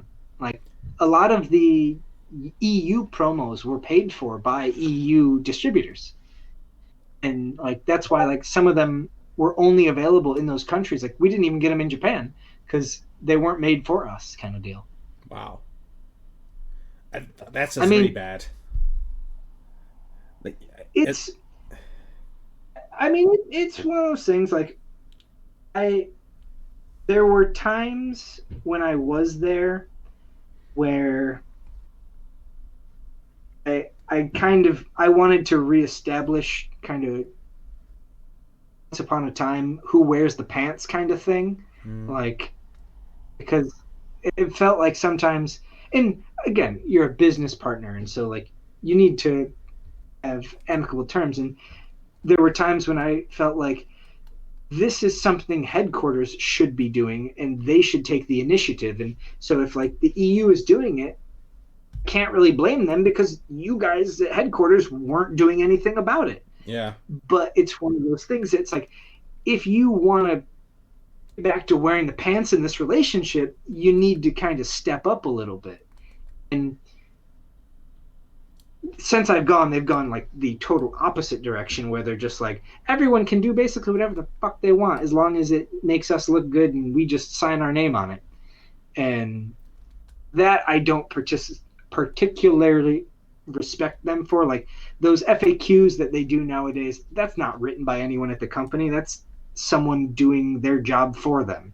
Like, poor Torsten, I loved the guy. He's a super nice guy. He was one of the translators I really appreciated. Super nice. I will always speak kindly of him. Like, he does so much more than he has to do as a translator, presumably because of his passion for the game. And, like, the poor guy is almost a surrogate version of me. But the thing is, again, he's a distributor translator. How much can the poor guy really affect things on the back end? I mean, thankfully, because of his position, he can kind of make sure that the end result is the direction he's kind of pushing. But why is it that a translator has to do that much work? That should be something that the company does, that they're on top of their own product enough to recognize these things. Yeah. It seems like that's an ongoing problem through the entire history of the company, that like you said, the communication is just really, really bad, and people doing things more out of passion than actually being their job. I mean, and I tell people this now, like, I'm pretty sure, again, this is a guess more than anything, but I would tell you that there is not probably any person working on Force of Will right now that is their full-time job on the Japanese side. I would say Force of Will is like a part-time thing for pretty much everybody, and they're all working on multiple other projects. So, like, that's nothing against them, but it's just I mean, can you imagine if in Magic the Gathering, no one was working on the game as their full-time thing. It's just like their piggy bank for them to work on D&D kind of thing. Yeah, that would be really bad. And I'm happy that it appears to be that someone is like given a little bit of a shit to gone back and like look and be like, oh, remember we made pandas a year or two ago? Like, that's neat. And I'm super happy they've done that. But at the same time, it's like, that should be the norm, not the, wow, I'm excited. You did the bare minimum of what your job should be. Congratulations. Yeah. So, kind of diverging from that, there's something I'm curious about. Because there's a lot of cards that were released as promotional cards, which have infamy among them for different reasons. The most notable ones are Zero the Flashing Mage Warrior, the Cheshire Cat, and John Dark. And I'm kind of curious, especially with Zero and Cheshire, were these actual mistakes made by the company, or were these intentional and then later on, no, we didn't, no. They're on purpose. They're Force of Will knows who they are and who their target audience is. The only thing they didn't expect was the amount of Western backlash for showing some ass. And that's one of the things that's a big culture difference. That in Japan, like, I can go to the fucking convenience store and go buy porn magazines, and that's still just a regular thing. Like, the human body is the human body. It's not something to necessarily be ashamed of. And, like, I read Inuyasha or something, there's like a 15-year-old girl butt-ass naked in the tub, and that's just, everyone watches that. It's not hentai. It's not, oh my god, my Puritan child. It's just, when you go to a bathhouse in Japan, you're butt-ass naked. You get used to it. Tits and dicks, like, what do you want? And so I think there's always been a big disconnect between the West and the East in that regard. And like Casters, honestly, is a perfect example of that. That in Casters in Japan is fairly mild, but to a lot of Western countries, Casters was like a hentai game. It was like, guys, it's swimsuits. Are you that Puritan? But again, just different cultures, and so those things that got backlashed on, Cheshire actually is kind of the most fun because they took it out of circulation, which then just made it that much more rare. Yeah. And it being such a good card and also just being straight up booty in your face made it like such like a legend, and also a popular character. Was just like, that's the kind of buzz that a new game needs to kind of get everybody talking. And so that was that. Then same exact thing in America with Zero, with the flashing.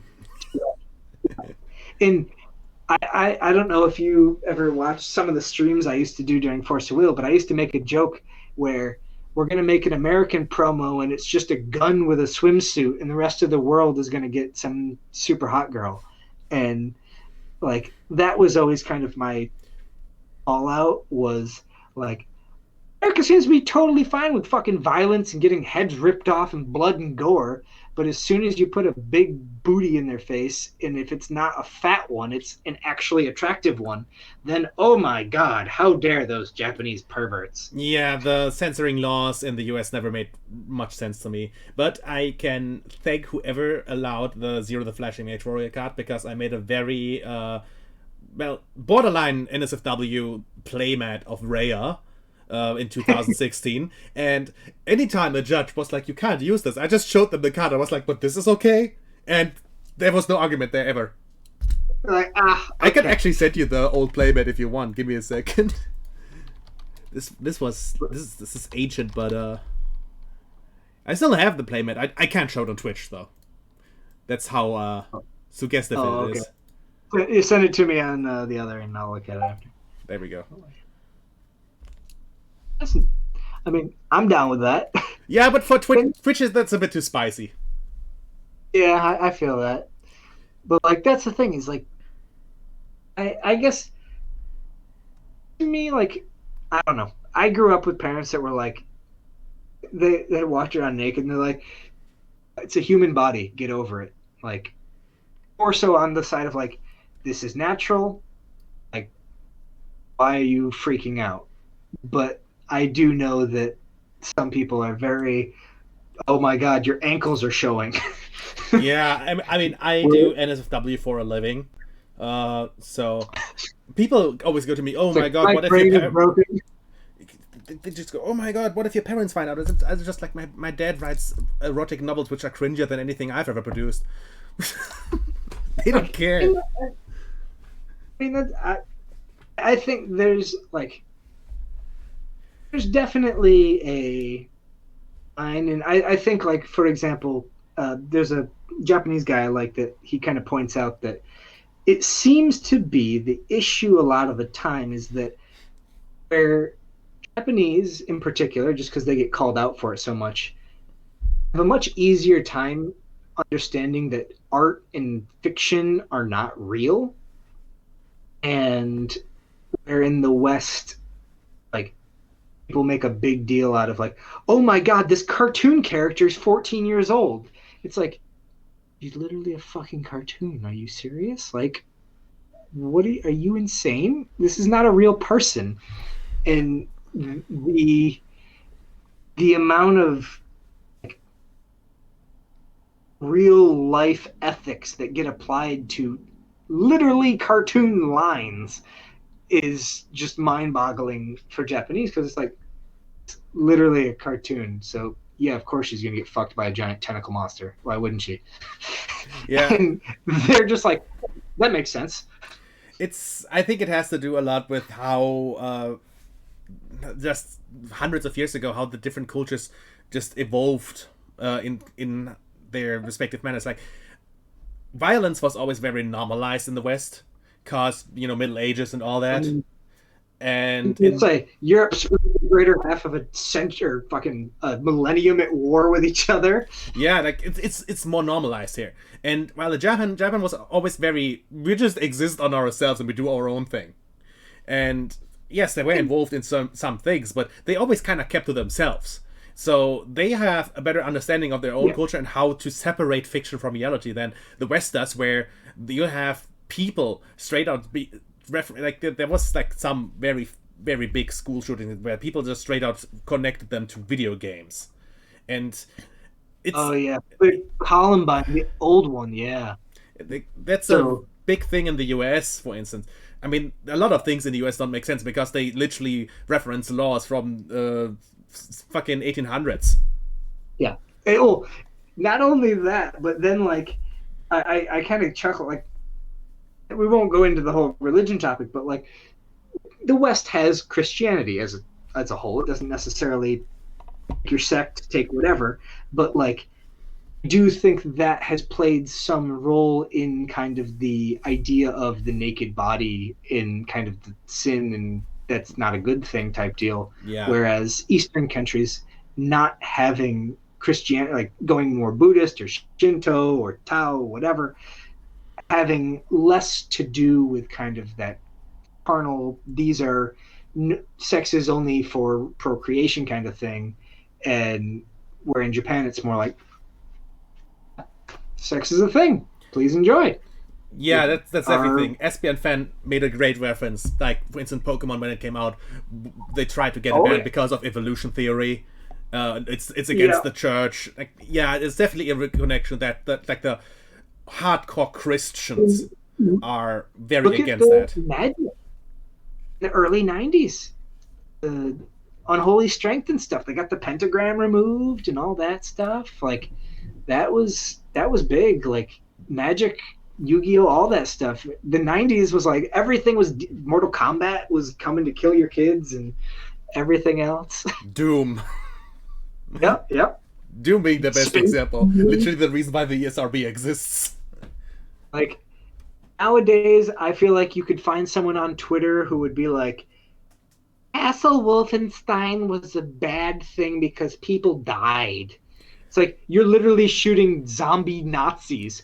Yeah, but they're people too, and they deserve the right to choose what they. I'm like, can you go like Sudoku yourself? You want to know the sad thing about that? My dad actually had that mentality for a while because he switched to being a vegetarian not too long ago, and he played World of Warcraft, and he's just stopped doing every quest where you had to kill something because he was like, "Oh, I'm a vegetarian now. I can't kill stuff." And I was like, "That's a fucking video game. Who gives a shit?" A program. I had a buddy who he became like a born again, and he threw out his magic cards, but the poor dude had like there's a saga stuff that I don't know how much magic you follow, but like Alliance and Urza's has like Force of Will and a lot of really expensive cards, and thank God he had left some of them at my house, so he didn't toss those. But looking back, he threw away tens of thousands of dollars because it was just phase of his life. And I'm like, bro, stick it in the closet and pretend like it's your cardinal sin for a couple of years, and you'll make a better investment choice. Like, yeah. Jesus, that hurt. Like that reminds me, there was a dude who sold his child's folder of cards, right, that he got from someone else in the family, and the thing were like several Alpha Lotuses in there. Yeah. And he was like, gonna be something painful. It was like, oh, $50, and it's like, I was watching that, and I was ripping my hair out because even if you don't play Magic, you know what the Black Lotus is worth. Everyone knows that. It's the Charizard of Magic. Yeah, I mean, like, even my grandpa, when I was young, was like, "You gonna play some Charizard? Oh, the red guy, I like him. He's a big guy. He's cool." And I'm like, even Grandpa knew Charizard was like the cool thing. So my God, like. Anyways, let's go maybe 10 more minutes or so, and we'll call it a day because it'll be midnight for me. Yeah, it's time zones. So if anyone in chat still has questions, I think that would be a good time to ask. Answer anything you may want to know. Because, oh yeah, did you know that Rhea and Lapis is still a supported format officially? That they still do tournaments specifically just for these clusters? Is that the Golden Days or something like that? I think so, yeah. I know in Germany it's just called Rhea Lapis. But it shows like they know. They know. That's a great era. Yeah, it's. I mean, I still try to get a sealed product from Time Spinning Witch, but you just can't get anything from that. Ominous Moon, you get fucking launched after. Like, you can get. I feel like it's just clown. When I left the company, I left with like 10 boxes of each, and I just opened them all to save myself time because I didn't want to carry the boxes anymore. And like, I ended up just tossing it when I moved, but. Like, now hearing that it's like rare and like people need stuff, I'm like, that was probably a not great choice. Yeah. I play red, black, and red, green. Okay, so let me think. Hold on. That's Rakdos, and that is what's red, green? Okay. So aggressive dick punching. So I would say you would like Alice cluster with Lapis cluster for those combinations, because that will give you red black head Lancelot, which was a good 2-drop back in the day, with a kind of a cool combo where you discarded this addition, and then when it was in your graveyard, when you played this Lancelot, the additions would come back from the graveyard and make the Lancelot bigger. So that's a super fun one. It was called Necrolance. I'm sure if you ask someone for help with a Necrolance deck, they'll be able to kind of point you in the right direction. And red-green, thankfully, kind of similar color combination in Lapis Cluster was a ruler named Priscia. And at the time, she was batshit bonkers broken. Nowadays, she's probably not as bad. She's very strong. I you can play her support cards and kind of get that same vibe with the aggressive. Try out with like Sylvia. She's a fun aggressive ruler. Reflect Refrain is very good. But yeah, Priscia at the time was kind of snorting cocaine in terms of she was an early version of let's put a lot of text on a card and make it all really good and see what happens. So you can check her out. This is what he's talking about. This monstrosity. She, at the time of her printing, she had the most text of any card, and she's very, very, very, very strong. Yeah, she had that turn 2 kill with Levitain. So I would recommend if you're playing with your friends and you're learning the game, don't play with Regalia because it kind of warps the game a bit in a way that the game is a lot more fun if you're not using Regalia, honestly. It's slower, it's maybe not as strong, but some of the Regalia are way too good, and they're literally free cards. They cost 0 with like 6 effects. So I don't recommend learning to play the game with those. You'll enjoy casual games with your friends, maybe with like a Necrolance or a red-green Priscia kind of support list, and then just try it out with like a Sylvia or another aggressive ruler, Reflect Refrain, etc. I think you'll have a lot of fun doing that. Find someone who's built decks around that era as well, and it sounds like Quinn said that depending on where you live, that era might be popular. You can also ask people to play like Golden Days casual format, and that would be something you'd probably enjoy as well. So that would be my recommendation for fun stuff to try out. And you could probably make both of those decks for crazy cheap because both of those came out when the game was printed to oblivion. I would even go so far and say that if you want to play Lapis and Alice, I would just go further and just say Lapis, Rhea with Vingolf 3, because Vingolf 3 reprinted a lot of the cards from Alice into Validity. And I think Vingolf 3 is straight out like the best non-box product they ever released. That was I bought like 6 boxes because my shop, I was visiting my girlfriend real quickly on a quick trip to America, and it'd come out while I was there, and my shop was selling it at MSRP like $40, and I was like, cool, I'm gonna buy all of these. And then like my girlfriend got 2 boxes, I got 2 boxes, and some of my Japanese friends were like, can you bring us back some? And so anyways, yeah, good times. Vingolf 3 was awesome. For the person, how do we contact me? 3 ways. A, find me on Facebook, Jeff Finnigan. I pretty much, you can, any Force of Will larger page, I'm probably already in, but I don't really check Force of Will anymore unless it's to kind of voice my concerns. And then if you're in the Force of Will Discord, I only hang out in the free chat and custom cards channels, but I'm in there.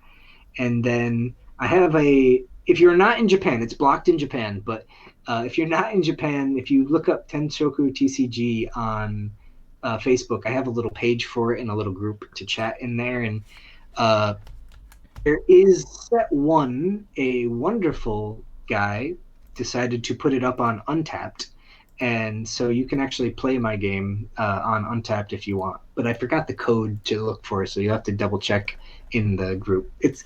I will say Tenshoku is kind of a hush-hush thing a little bit because it is that kind of copyright gray area. So it's the black box, and I very rarely show anything that's not password protected. So if you are interested, enjoy. I'm just gonna link the websites on my Discord server, because I think that's a lot more convenient for people. Peconi, I posted them in the Discord, so you can just look at them there. For those who are not in my Discord, you can find the link below my channel. Like it's this big button, hard to miss. And it's I just linked the website of Tenshoku itself and the Facebook page. Thank you. And I would definitely recommend just connect with Jeff, because as you can see, he's a super nice guy. He has a lot of the Forcible cards. If you ever want to buy a specific one, he probably has it. That'll be my little pitch. If you ever need any Force of Will cards, please. So you can't buy Tenshoku. It's just because I can't charge you anything, because I definitely don't owe them the rights to everything that you're playing with. So it is simply just something I'm sending to you for free. But the way I've supported the funding for the printing and everything else is by selling Force of Will cards. So if there is ever anything you need, I'm more than happy to go through my piles and find it for you. So that's that. Yeah. Force of Will Discord, I don't know. Can I don't even know how I found it, but server invite. I think I just copied this. Those of you, there's like 2,000. It's definitely been very interesting to talk to you. I have to say that there's a lot of background information that I didn't know about, and I think I speak for everyone if I can say that I learned a lot here today, just about. Well, that part I'm happy with. Hopefully, I didn't release any secrets that. I mean, the people who work at Force of Will know that I don't like them, so that's no big deal. But it's been a pleasure. Holy shit, that was 3 hours. I apologize for eating up all your time. No. I appreciate it a lot. Like I got way more out of this than I would have hoped. I was just thinking everything was under non-disclosure agreements and whatnot. So this is actually like a huge deal for me, because getting to see the inner workings of TCG and talking to someone who actually makes his own TCG is just, I can't even describe it. Well, then we'll have to do it again sometime. I'd love to. Well, it's been a pleasure. Have a wonderful night. Thank you guys in chat for talking with us. Again, if you need to find me for anything, Jeff Finnigan on something, you can probably fucking Google my name and find me too. So, all right, guys. See you later. It was a pleasure having you. Take care. Bye. So yeah, guys, that was Jeff from the Overwatch team. Nah, just kidding. It was Jeff Finnigan. Like I said, really, really nice guy. I got into touch with him by pure coincidence because I was looking to buy prize cards, and someone posted his name in the chat. He contacted me. We got to talk. It was, I never expected something like that to happen. I was just looking to buy some Grand Prix cards because I really like them. I never had one, and I was really generous for him to agree to talk to me, take the time out of his day. Luckily, it's Golden Week where he lives right now, so he has free for now. And just the whole information that I got about everything was something that I never expected. Not in my lifetime, because I was always looking to get into TCGs myself, to like from the creative side, not from the player side, because player side is just to buy cards.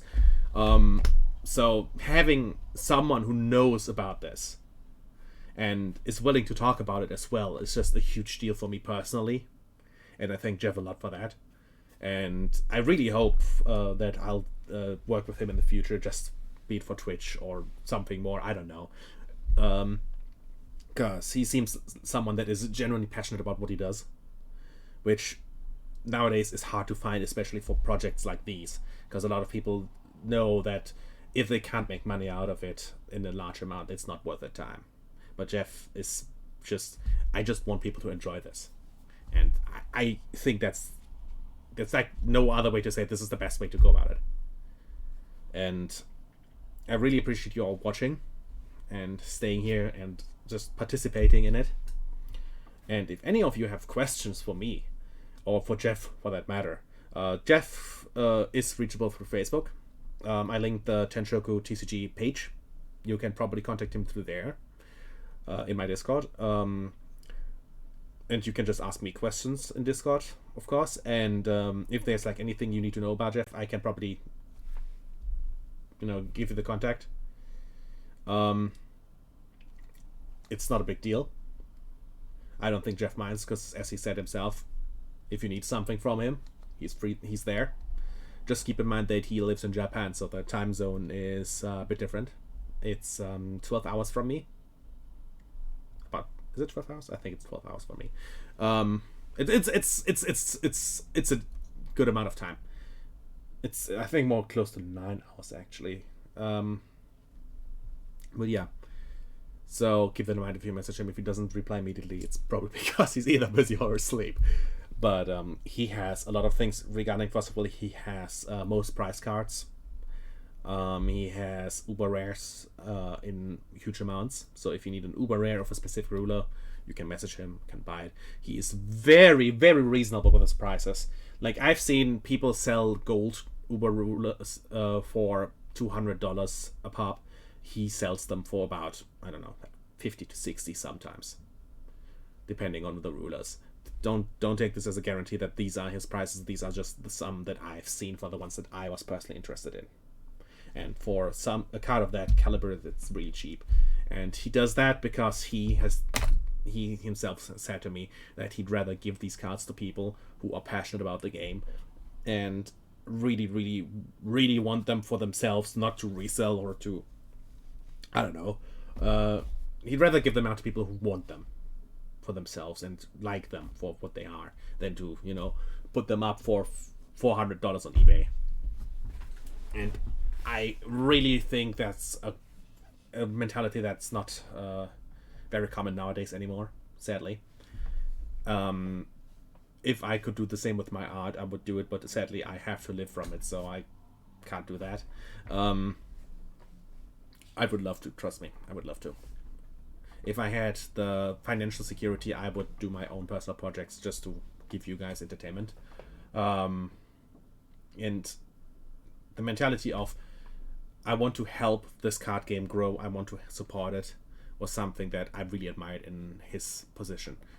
And I can't even relate how helpless he felt by seeing basically the force of a company just screwing itself over and over and over in every corner.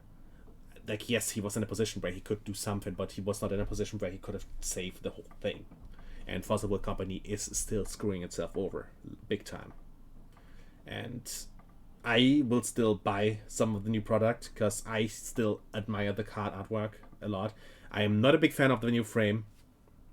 I completely agree with Jeff there. I see what they were going for, but it's not a good decision.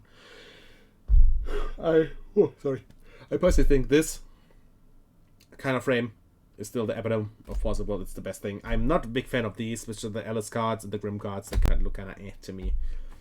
Not a big fan of those. I just really love the Lapis, Valhalla, and Rhea cards.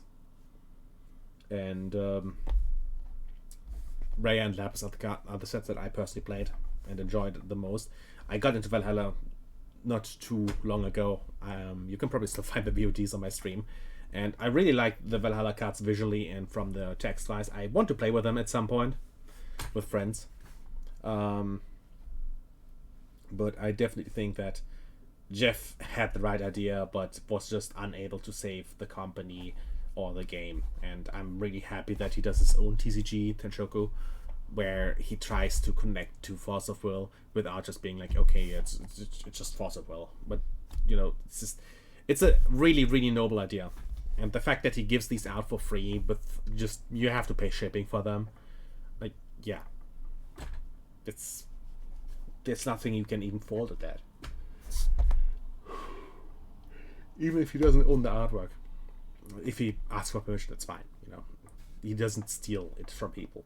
He's that's not the impression that I've got in any amount. It's really admirable that he does something like that, and I really hope that you guys will give him your support as well, if you can, because I really want to see what he does next. I want to see where the projects he has are heading, Same with AG. I hope I pronounced it correctly. They said they're working together on something. I'm really looking forward to that. And that's about everything I wanted to say. And I appreciate that you all came here today. And I hope I see you guys next time when I do non-card related stuff too. Because I don't exclusively do card stuff. I play games or whatnot. Variety. And I hope you guys have a nice day. See ya.